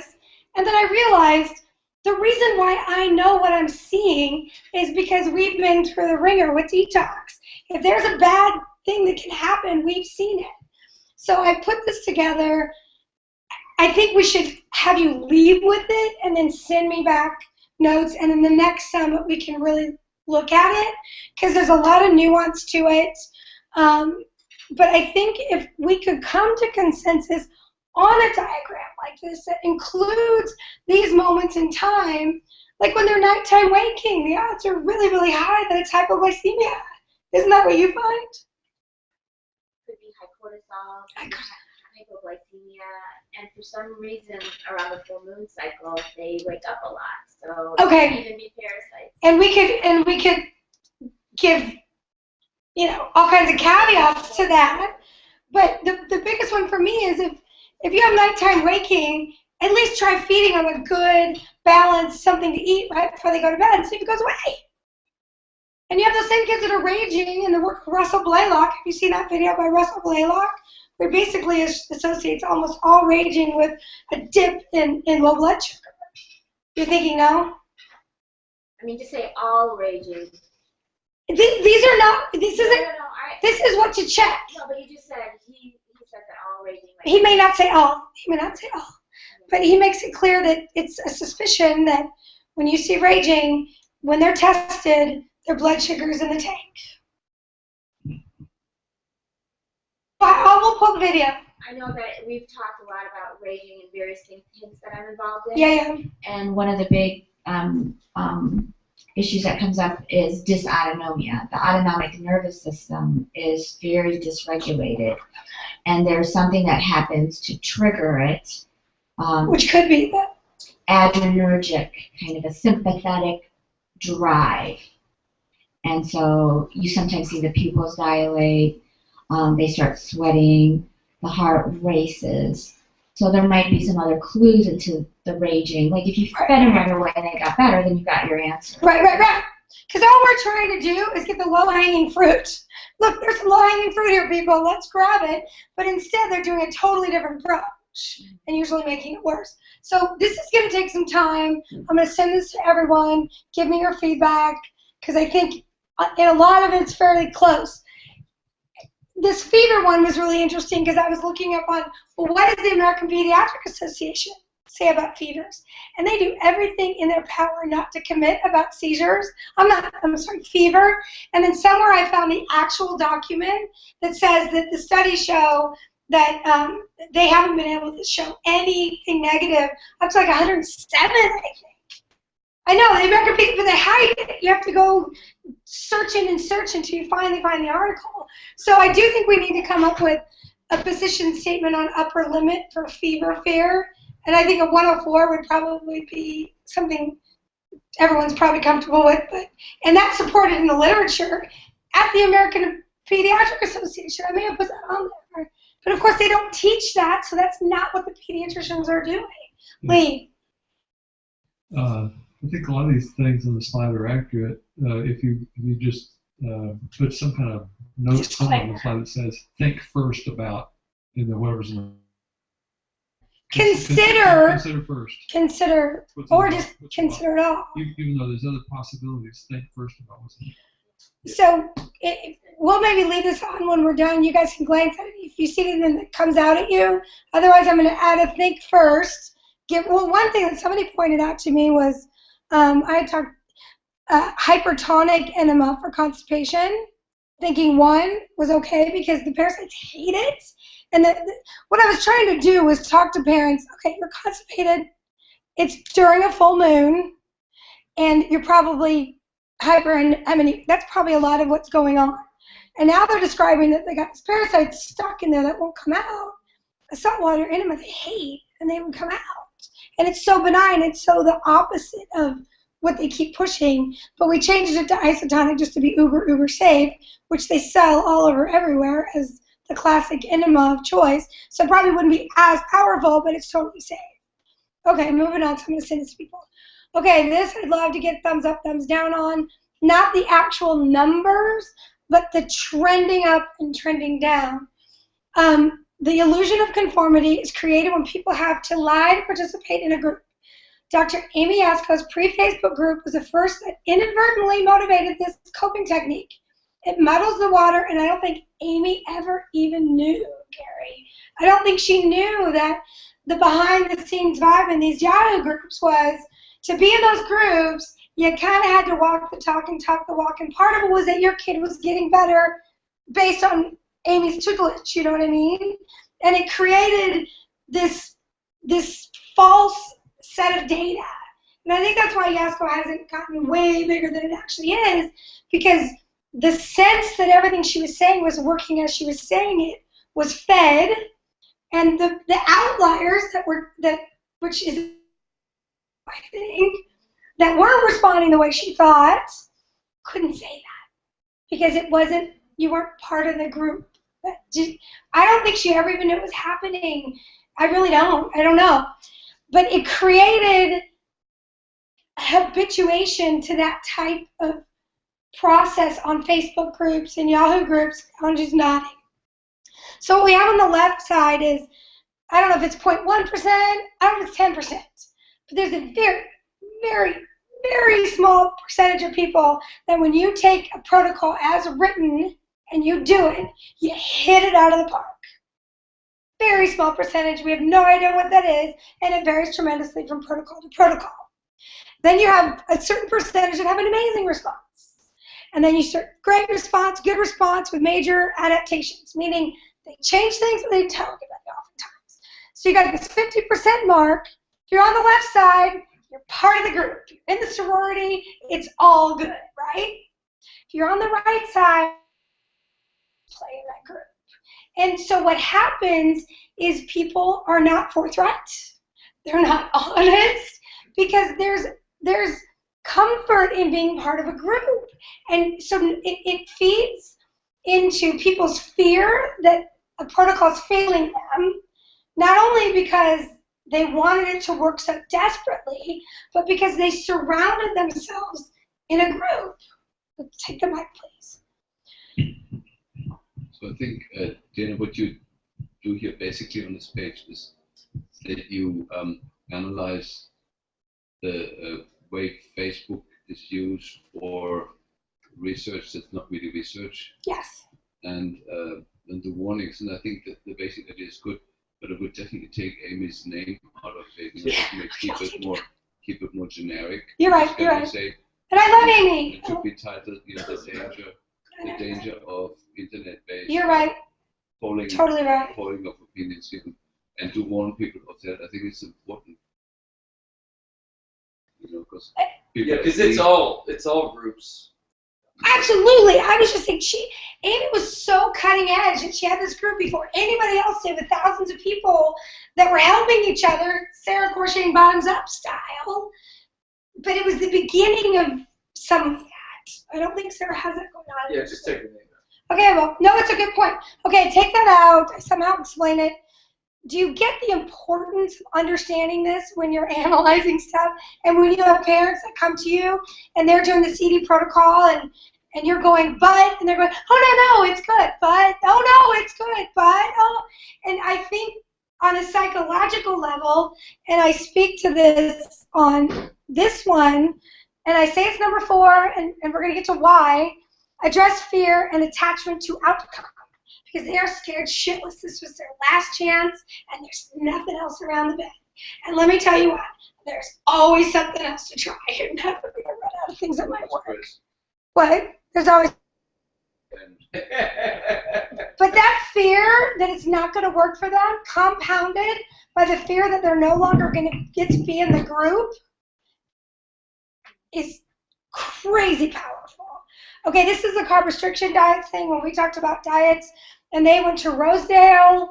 I was very frustrated that they weren't getting the global concepts around diets, and that different diets have different components that you may want to bring on board. Like the GAPS diet has fermented food, and the Zone diet has a balance, and they're different, and each person will respond differently, and you might take the fermented from the GAPS, but to the so I wanted to give them a way to look at the different diets, to maybe try different ones, and then again, my poker rolls, if you're winning, stay. If you're getting better and you're trending up, then assume for that moment, if you're on a good diet, of course, that particular diet that you chose to heal you is serving your needs at that stage. If you're losing fold, and play the hand you're dealt, meaning if you're trying to eliminate parasites, I think starving them when you're ready for them to die makes sense. And I think there's a role for the ketogenic diet when you're trying to up the ante on the parasites by starving them out. But everything has its own, like Dr. Fry will say, no, you have to get rid of the fats. Different diets for different purposes. I mean, like if you have someone who tests off the chart for mycoplasma or whatever, then they might test for a low-fat diet. I don't know. Way to understand it. Titrated therapeutic trial, TTT for short.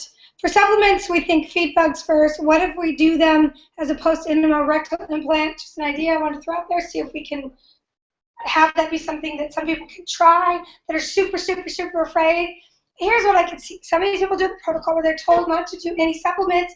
They have these supplements, they're just desperate to try again because it worked before, because it's going to feed the parasites. I think we could probably get some mileage out of, look, clean out your colon, make sure they just took a big old dump, then do a clearing enema, and then go for the rectal implants of whatever you think they might benefit from. We don't have to all agree on that, but I think it's worth a try. I see nothing. I get a little, no, maybe. This is the fat-soluble vitamins. It's it's Captain Tomorrow's recommendations on fat-soluble vitamins. We need to look at that and we need to figure it out, because do they need to buy 4 bottles and that's the best way? Do they get the prescription of ADEC? Do they do a therapeutic trial of ADEC because it's paid for by the insurance? And but we can't just pretend fat-soluble vitamins aren't a piece. I mean, you have all your kids that you're trying to establish a tolerance for that, for sure, right? So I don't know that this is the... So you're not saying to put that in that enema, are you? I am not. These should be separate, 3 separate slides. You should just break them up into 3 I was in a hurry. I think titrated therapeutic trial is awesome. Okay. Getting that through to people. I mean, it's probably the biggest deal with the antimicrobials, the detox stuff, is that from the tiniest dose up to the heroic doses, as he calls it, there's a scale, and your jumping in point is dependent upon where you are, your body is right now. Yeah. And your upper point is where well, the upper point is where you need to create that cellular revolution, to create that genetic change, that expression change. But your stepping on point is what you can handle without making the situation worse. And I think it's one of the most fun, I mean, in my world and the stuff I make, it is the most fundamental thing to get across to people, is you need to titrate up and you need to start at a place that, I always say there's 2 ways you fail using our detox stuff is, 1, you start too high, you blow them out, they go away, they don't come back, or 2, you don't get high enough to get the change you need. And so titration is the most crucial thing to understand, and it's this top thing, and then it gets lost, and should we do it as an enema? Titrate my enema, this is where I got tired. I'm going to do an enema of Adex. So these are 3 separate. The TTT is my favorite thing here in the whole presentation. And I TTTs over tons of the stuff I do, because, oh my God, if we could just get that through to people. Take the charcoal, get outside tomorrow, energy test, and find something that you want to try, titrate therapeutic trial. And a week later, how'd it go? You know, allopathic. 3 months later, how did it go? See, that's how we get out of baseline, though, too, with these kids. Because they add all this stuff in, and 3 months later, they're on 74 things, and they're crashing and burning, and it takes you a week to even get the list. Sorry. Yeah. Allopathic medical boards say to integrative medicine doctors, you should test for everything that you're going to treat, and have a test that shows that you're... So that's a bit of a challenge. But it's a double standard, because in allopathic medicine, it's standard operating procedure for somebody coming into the office with coughing up or whatever yellow phlegm, for the doctor to give them a titrated therapeutic trial of some pharmaceutical antibiotic, not do a culture, not do a test, but just start them on treatment. And so it's a double standard. But the other concern is that you can spend so much money on the testing of patients that there's no money left for the treatment of the patient. And almost all this is coming out of pocket. So. But the titrated therapeutic trials, TTT for short, give you so many ways to figure stuff out without a test. I mean, how many things do you think you could pay a lab, or you could do a therapeutic trial of some hydrochloric acid or some apple cider vinegar? There's so many things you can go, holy shit, well, that just told me the ABC. And we need to write those things down, too, because those I don't know. So I have a question. We were talking about redox, and then you throw in these high doses of antioxidants while you're trying to kill bugs, and I think that's the confusion out there, and that's why we tell them not to do these things. Well, but I think that's where that first slide comes in. It says, look, you got all day to oxidize and digest your food, and you got all night to redox. And that's where this would come in, when you just... Let's say this was our fat-soluble vitamin recommendation. That's not how the body's doing it. It isn't? No, there's constant oxidation reduction happening, right? Right. And so you need antioxidants all the time. You need that endogenous store of antioxidants, and these are fat-soluble. So they're going to be in the system for a long time. They're going to have a long half-life. Sure. Somebody else answer that question. Yeah. I understand. I mean, you can still do that. I'm just... And they are definitely perseverating on how long does the stuff last in the body, the NCD. And they were told point blank, you can't do both. Pick one or the other. I'm like, are you kidding me? And then I started looking through the stuff they're doing. Half the stuff they do that they don't even know are high in antioxidant. Like, what do you mean you're doing turmeric at night? Are you kidding me? That's super high antioxidant. You should, yeah. It's just, the ocean water? Wait. Alkalizing. I'll explain later. Don't you reprimand somebody on my They'll panel. explain for 3 hours. That was Robert Slovak, who has a copy of the interview we did on ocean water, because there was so much trouble in the ocean water stuff. Well, no, we clarified it all. Like, we spent 3 hours on the phone, and I just let him talk, and I wrote, and then I reformatted it so it looks like we were doing a Q&A when we really weren't. But it asks a question, and he gives an answer, and he knows ocean water. So now we have a document that says, here's isotonic, here's hypertonic, here's using a stereo pen, and he's going to give that to everybody. And we'll put a link to that right here. On the very first slide we did today, you know, we talked about day, night, oxidation reduction, and we don't have to go all the way back. Months. I'm visual. You can keep talking. It was the first slide. Next to that, this first slide. So this is correct as a general rule. Got It's a general rule. You know, so it's not like we're only oxidizing all day long. No. We're only reducing all night long. It's just that the dominant pattern is oxidation during the day, Yes. and the dominant pattern during the night is reduction. So And the added tools for that purpose are timed accordingly. yeah, and so sometimes we need to be doing a little bit of, even though the day is predominantly oxidation, and doing some oxidation possibly during the night, even though it's predominantly reduction. And we would absolutely have these people standing on the ground all day, every day, if we could, and we wouldn't think that somehow negating the oxidation. I mean, And just so we know, like with glutathione, your levels are peaked in the morning, and they're troughed at the end of the day, and then you regenerate over the night. You bring that back up. and that's what we're trying to match, I think. Yeah, and we're trying to feed the regeneration Yes. of the antioxidant supplies over the course of the night. One of the most fascinating things with antioxidants and pro-oxidants is that, and Gary and I talked about this yesterday, and I forgot to put the slide in there, but there was a great paper where they were giving vitamin C and vitamin E to people before exercise, and it was negating the generation of free radicals that stimulates the PGC1 alpha, which is the thing that stimulates mitochondrial biogenesis. And that little respiratory burst was being stopped by that, so you weren't getting the mitochondrial biogenesis.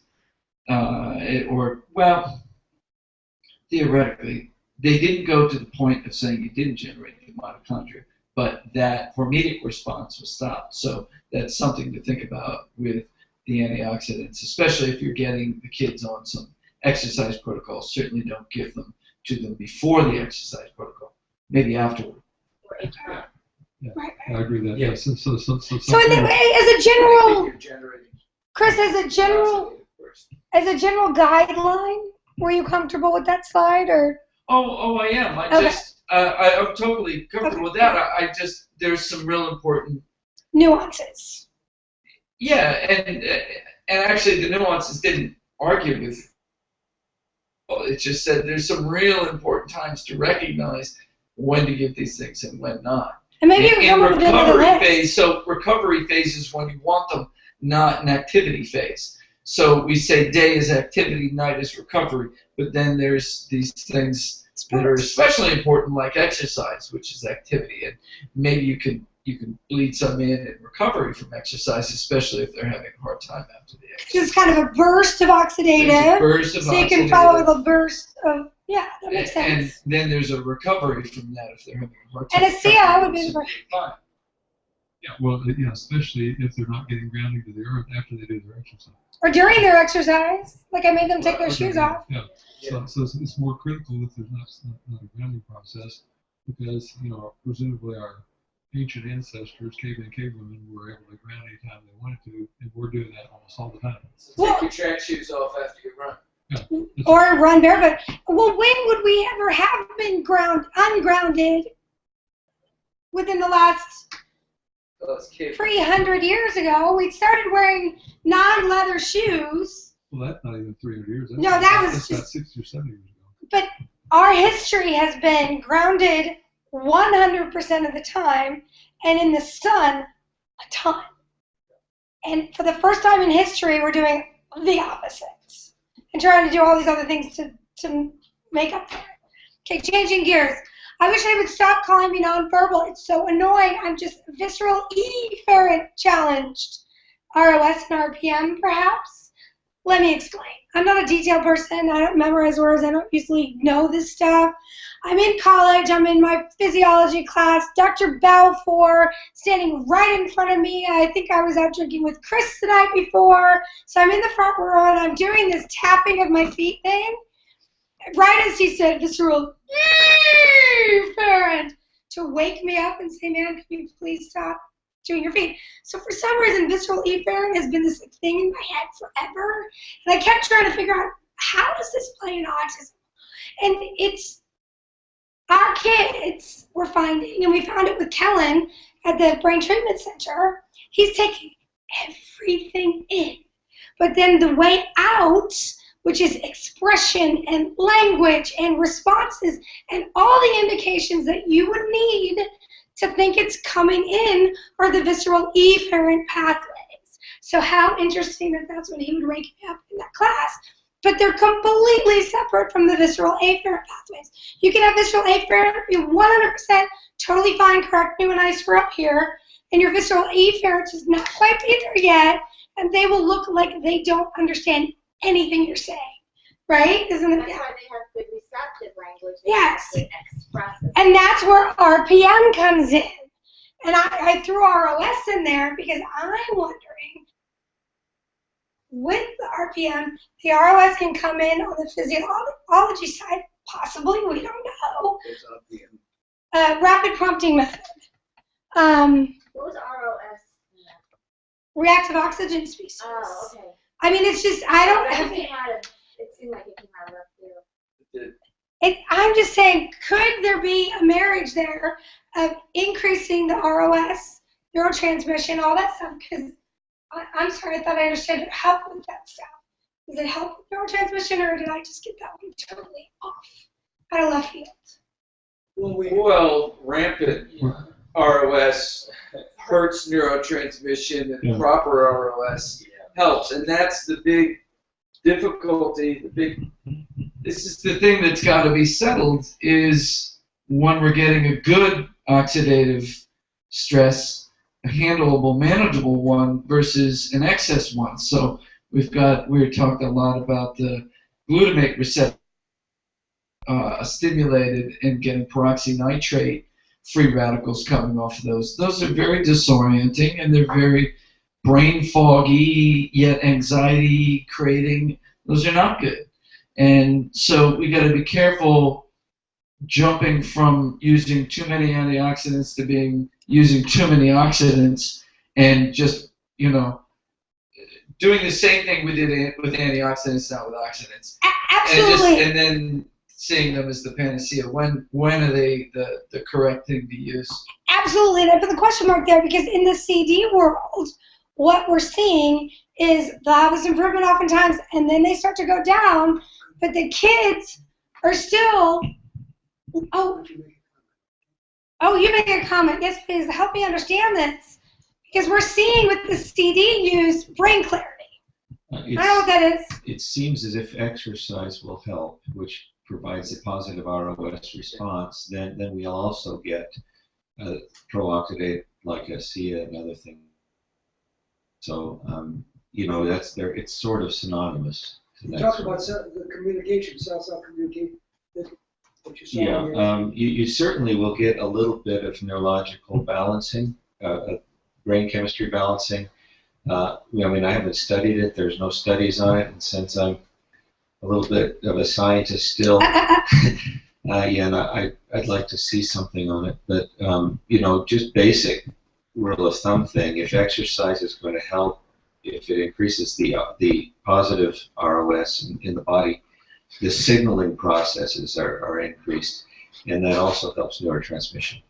So yeah. And I'm not trying to say that. That's why I said perhaps question, because we've seen with some of these CD kids, they really like the way their brain feels with the CD. So Do they always? No. Well, because you keep bringing that up, like CD always gives brain clarity. No, I never said that. I absolutely don't mean to say that. Exercise, if you're really damaged, exercise like hurts. It blows you away. You feel like crap. No, I certainly don't want the takeaway to be that CD always provides brain clarity at all, because that's certainly not what we're seeing. But we're seeing these isolated situations, I don't know how prevalent it is, of people that really like what the small doses of CD does to their brain. And that's their motivation for continuing to take it, despite trending in a bad direction with other symptomology that they're confused by, and then they stop the CD and voila, it's gone. I'm only bringing up that data point in so much as if there's any crossover at all possibly between the oxidation burst of CD and what the ASEA brings to the table, and if ROS might be one of the molecules we're talking about, then it's a place to spend some brain energy. You know, again, it's sort of a Goldilocks principle thing, and getting the right ROS at the right magnitude. And you know, the dream of ASEA is that you get the, and I call it that until I see it all play out, but the dream of it is that it's the Goldilocks ROS. It's just enough, not too much, not too little. And the CD is kind of the bathtub gin. Totally. And so it's like, wham! And like, oh, I got feature, you know, up for a second there, but I just knocked out Lee, you know. Oh well, you know, it was cheap at least. And 1 out of 3 times they say, oh, this is a nice chair. And so I just want to keep that clarity there. And I'm glad you're establishing that, because I certainly don't want the takeaway from this video that is separate from the one yesterday, that somewhere in there I'm saying CD's something fabulous. I'm not. But it is a tool in the toolbox that if educated properly, some people might be able to do something with. I don't know what that is, but Keith, please, microphone. This is your 3rd time, by the way. I'm teasing you. Tease you too much. Okay. We talk about a couple of these ROS, but like paramines and other products like that produce the same process. Probably not. They're ozonated oils. They're oils. They're Visceral oils. Yeah, it's another pro-oxidant. Yeah, it's one of ozonated. That's how I meant. But not even ozonated. I think they're similar aspect into the cell. Can you explain Rhizol to the audience? Well, I guess the best one would be Dietrich. Yeah, Dietrich does it better. The word Visceral is derived from the German word ricinus. That's a castor oil.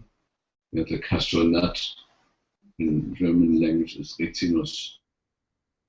But rice comes from that, and the oil is from olive oil. And so those 2 oils are ozonated separately for 6 weeks, so the bubble ozone through it. So for a long 6 weeks, yeah, for a very long time. And then this researcher Steidl found, he was professor of chemistry at the university, found that there's over 600 novel compounds that form and that have never been named or listed. So they're all of an oxygenating nature, or redox balancing molecules that are created there. And so he also talks the redox language with that. So and by doing that, they create a very strong antimicrobial thing, but also balances redox. Yeah. And now the FDA forbid Therapeutic Visceral, so they call them ozonated plant oils. FDA intervened this way, so Viscerals weren't available. Ozonated plant oil. Their Cancer Control Society, the big show for cancer, and I used to go to all those shows like a crazy person trying to meet everybody and blah blah blah. And then finally I just set the intention, I'm going to go, I'm going to get what I need, and I'll just go through. So I'm walking through this thing, all these, you know, there's chocolate fondue, there's people in everything to draw your eye, right? I get to this one table, guy in a gray shirt, on his cell phone, all kinds of trash all over his table, no sign of anything that says what company it is. Super good stuff like this, because it was just supposed to be there to show you where to hang your sign. So he had knocked it off, it was on sideways. He's talking on his phone. I walk over to the corner of his table next to all this trash. Don't ask me why. And I pick up this thing and I go, oh, Rizal. That was enough to get key. Your doctor's Dr. Klinghardt. Yes, he is. How did you know that? And we won't continue the story from there, because from there it goes 2 different directions. But that's the second he said that, I was like, oh, this guy's got game. And then I stood at his table and watched this crazy man have people walk by and open their mouth to him. So when have you ever seen someone go to a table and he does this shtick and the next and he's putting stuff in their mouth? I've never seen anything like it. Anyway, that's how I met Keith. And I wanted to comment a little bit, because we're talking ozone, and since I got so excited about ASEA because it is oxidative medicine, and it includes things like stabilized ozone, and now we're talking about the possibility of oils being ozonated, offering therapeutic benefits. Then you get to the point, will we all one day need to own our own ozone generator? yes! Or at least have one that can be shared among a group. And so when you go to Amazon.com and you put in ozone generator, you can buy a very substantial device for $499, but they don't want to get in trouble with the government. So it's really set up primarily to ozonate water for industry. So it's not user-friendly to wind up hooking to an oxygen tank with an oxygen regulator and putting 1 liter per minute into your rectum with a direct application of a catheter, because it's just not set up. But the point is this: we throw a lot of interesting ideas here, and we are geared toward changing the lives of many, many people. But we have such a rapidly increasing incidence of, say, autism, for example, that there's never going to be enough healthcare professionals. So I now have to bring up some legal stuff for a moment. If somebody joins Life Extension Foundation, LEF.org, they wind up because they have a very bright attorney called the vitamin lawyer, and you sign an agreement in which they have PhDs or other employees who talk to you.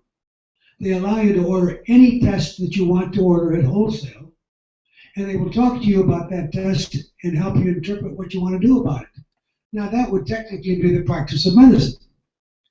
But by you agreeing to the agreement on LEF.org, I want you all to think about one of your slides, empowering our people that have sick children at home or sick people, to help them understand that MDs today are increasingly under very rigorous regulations, and any MD trying to stumble through and help them, because say the MD is a relative and he really wants to learn all this and help them, but they're out of their element. They don't know ozone from anything, and they've never heard of some of the crazy ideas that we talk about here. How can you get an MD? Because you feel more comfortable if you have a healthcare professional helping you, because you know you're in the blind, in the dark. But we need to offer a piece of paper to the people that are our friends, that want to elicit the help of a healthcare professional, that exonerates the healthcare professional and says, I am enlisting your help as a healthcare professional in a field that I know is out of your normal field. And I hereby upfront relieve you from all responsibility. In other words, what I'm trying to get at is this. We have in Scottsdale, Arizona, a group of well-meaning doctors, and they diagnose Lyme a great deal. Well, it turned out that only when they were licensed as I am, as an MD and a homeopath, am I allowed to do what they were doing. And so one of them didn't have the homeopathic license, and the medical board said, wait a minute, doctor, I don't see that you're board certified in infectious diseases. You cannot treat Lyme. You're not even qualified to order the test. So I'm only preparing everybody that we're trying to help to understand the tremendous burden that we put on any healthcare professional if you don't come in front and say, dear doctor, I would really like to record this conversation with the doctor. You're going to record what? You're planning to sue me. So we need to one of us have 100% retention, and yet you're paying perfectly good money for that doctor's opinion. And when he cautions you about some of the little caveats that we cover here, when he tries to help you in that research, then if you didn't record it, you lost it and it didn't get done. But if you walk into the average doctor's office and say, I'm going to record you and I need you to help my child and I think my child's got X, Y, Z, that doctor's going to be so nervous from that point on unless you first walk in and say, I know that I'm asking you to assist me and I'm hiring you because you are a licensed healthcare professional, but I'm taking you outside of your field, but I'm willing to pay for your time because I know that you may see things that I haven't seen, and I'm really working with a group, and I take full responsibility, and I relieve you of all responsibility. These are just a couple of ideas for you all to think about, because it's gotten so clear that even in the treatment of cancer, the same thing is going on in our state. Doctor, are you board certified in oncology? In which case, if you're not, you are not qualified to treat any patient who has cancer. To understand. So I guess that's nobody then?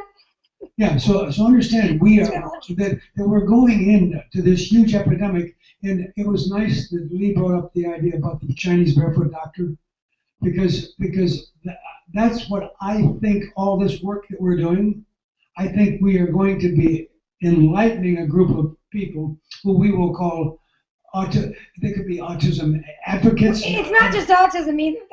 This one was about autism, but the THRiiiVE thing is global. If the patient had cancer, we'll call him a cancer care navigator. Navigator, Yeah, that's good. yeah. So, but all I'm trying to point out is the complexity of what we are dealing with here, so that we understand how many impediments there are. And just lightly in passing, when we talk about things at night and versus the daytime, this whole idea of chronobiology, when a given herbal substance given at the right time, when your body was in its liver cycle, being 4 to 5 times more powerful than another time. I mean, just understand that we are all kind of like blind men here. Like you all heard about the story of the blind man with the elephant. We got to keep going. And all of us think we have a piece of it. Anyhow, back to So I'm sorry I talked about RPM, but thank you, Dr. Gordon. And what I took away from that I liked the most is there are definitely some doctors that patients feel very protective of, really protective of. And I think the idea of telling other people about that doctor, but say, look, you need to go in there the first day and record that you're not going to hold them liable because we don't want this doctor to go away. And that might be a good idea. We could draw something up. RPM, this is the website for that. If you have a child who is not speaking, who is on the spectrum, look into RPM, period. I make it very few. Look into it because crazy, crazy breakthroughs are happening with these kids that language is there. And the reality is all the language is there and the RPM gets it out. What does it stand for again? Rapid Prompting Method. Here's the books for it. Go back. That's my favorite technique, taking photos of everything. You go to these shows, you're like, it's okay, I'll just take a photo. And you don't take anything home with you.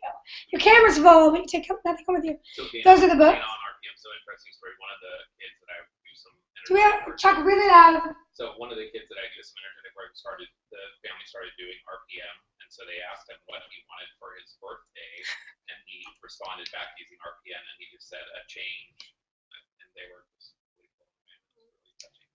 Okay, I'm not gonna cry, but when Callie starts talking, holy shit. Okay, so we're like, I really wish you wouldn't have talked about all this stuff so much in the car. Okay, embrace autism. Dr. Bruce Hoffman really taught me things I already knew about autism, which was I was embracing it at that point when I met him. And he was talking about how there's a balance point. And depending on how you look at it is what you will receive.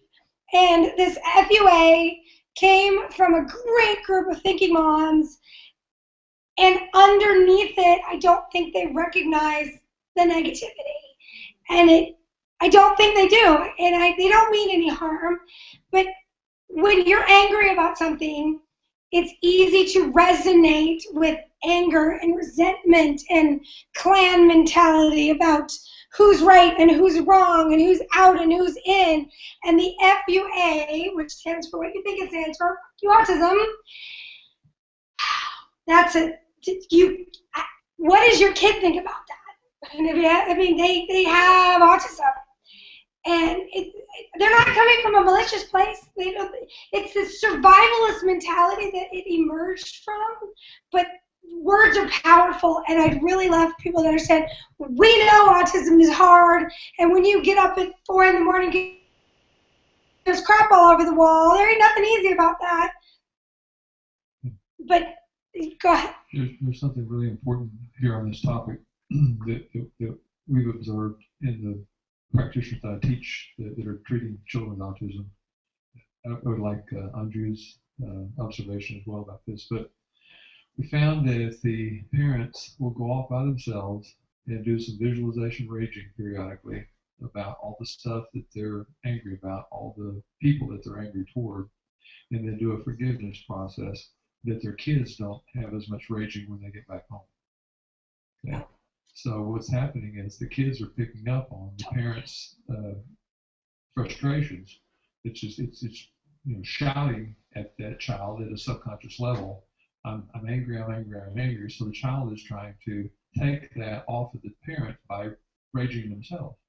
Totally. We have a mom who was supposed to come to this event to help me, who works with 3 of us, doing really well right now. We were getting this kid to a place where we really thought she was going to be able to come here to help us. She was over the moon excited. And then he's only had 2 seizures in his life, and one of them was when he was with his grandma and grandpa, who were watching him to get prepared for her to do a few things to come here. And we were trying to figure stuff out. It was kind of out of the blue. So I took a friend of mine and I muscle tested through a bunch of things. Was it the methyl B12 that Keith made him take? Was it the whatever? And then finally I tested, was he just reacting to the fear and anticipation that this mother had about leaving this child, that the grandparents were going to call 911 when he had, and it was just going to cascade from there, and that hit it out of the park energetically. And as soon as she talked to the kid and she talked to her mom and dad, he bounced right back to baseline. Yeah. The Chinese teach us that there's only one acupuncture meridian that goes through the brain instead of over the surface of the skull, and that's the gallbladder meridian. Okay, and the gallbladder meridian comes from the 4th toe up the side of the body to this point right here called the gallbladder 20 point, and at that point it branches. One branch zigzags across the side of the skull and goes into the outer aspect of the orbit here, and then the other branch goes into the foramen magnum, up through the brain stem, up through the limbic system, your emotion center, up through the hypothalamus, and into the back of the eye, where the 2 pathways join together again inside the eye, inside the orbit. So if a person has anger and their child picks up on that anger, the child's going to be more prone to seizures. This was fear, but yes, yeah. So, I think the parents out there need to be cognizant of their emotional state and some of that attitude of, the tiger moms, where we can say or do whatever we want because we have a kid who is so sick. I think they just need to just take a little bit of a step back and just take some deep breaths even, because they're so angry and they're so hurt and they have so much guilt, and sometimes the parents will talk to the kids as if they're not even in the room, and that they don't understand what they're saying. And then you add in this T-shirt, and I think all the anger is towards that. Yeah, and we know that our kids pick up on toxins and chemicals and energies and EMFs and emotions. Totally. A big way more than we think. That the community, we focus on medical, and we're physical beings and we're energetic beings. We all know we feel energy. Sure. We feel your energy because you have a lot of energy. I do. And we have those moms who come in who are totally hyper. And then you see their kid who is totally hyper. And you think, okay, you see? There's that apple in that tree. Perfect. Okay, there's a lesson But Lee's going to tell us something that's not a mistake. Yeah, no, it's not a mistake. Perfect. And I'll change that slide. What you're saying. So if you're going to try to resolve not just anger, but the guilt and the fear and a lot of the other emotions, when you go out and do the visualization raging process, a lot of that other stuff comes out.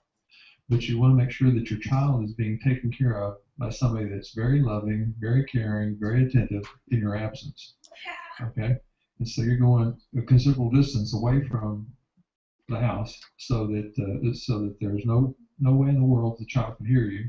The child's connected to us, through scalar energy, so they're still going to pick up some of what you're doing. But at least if that person there that's taking care of the child is very loving, very caring, very attentive, very then they won't be so adversely affected by your needing to go out and do the raging.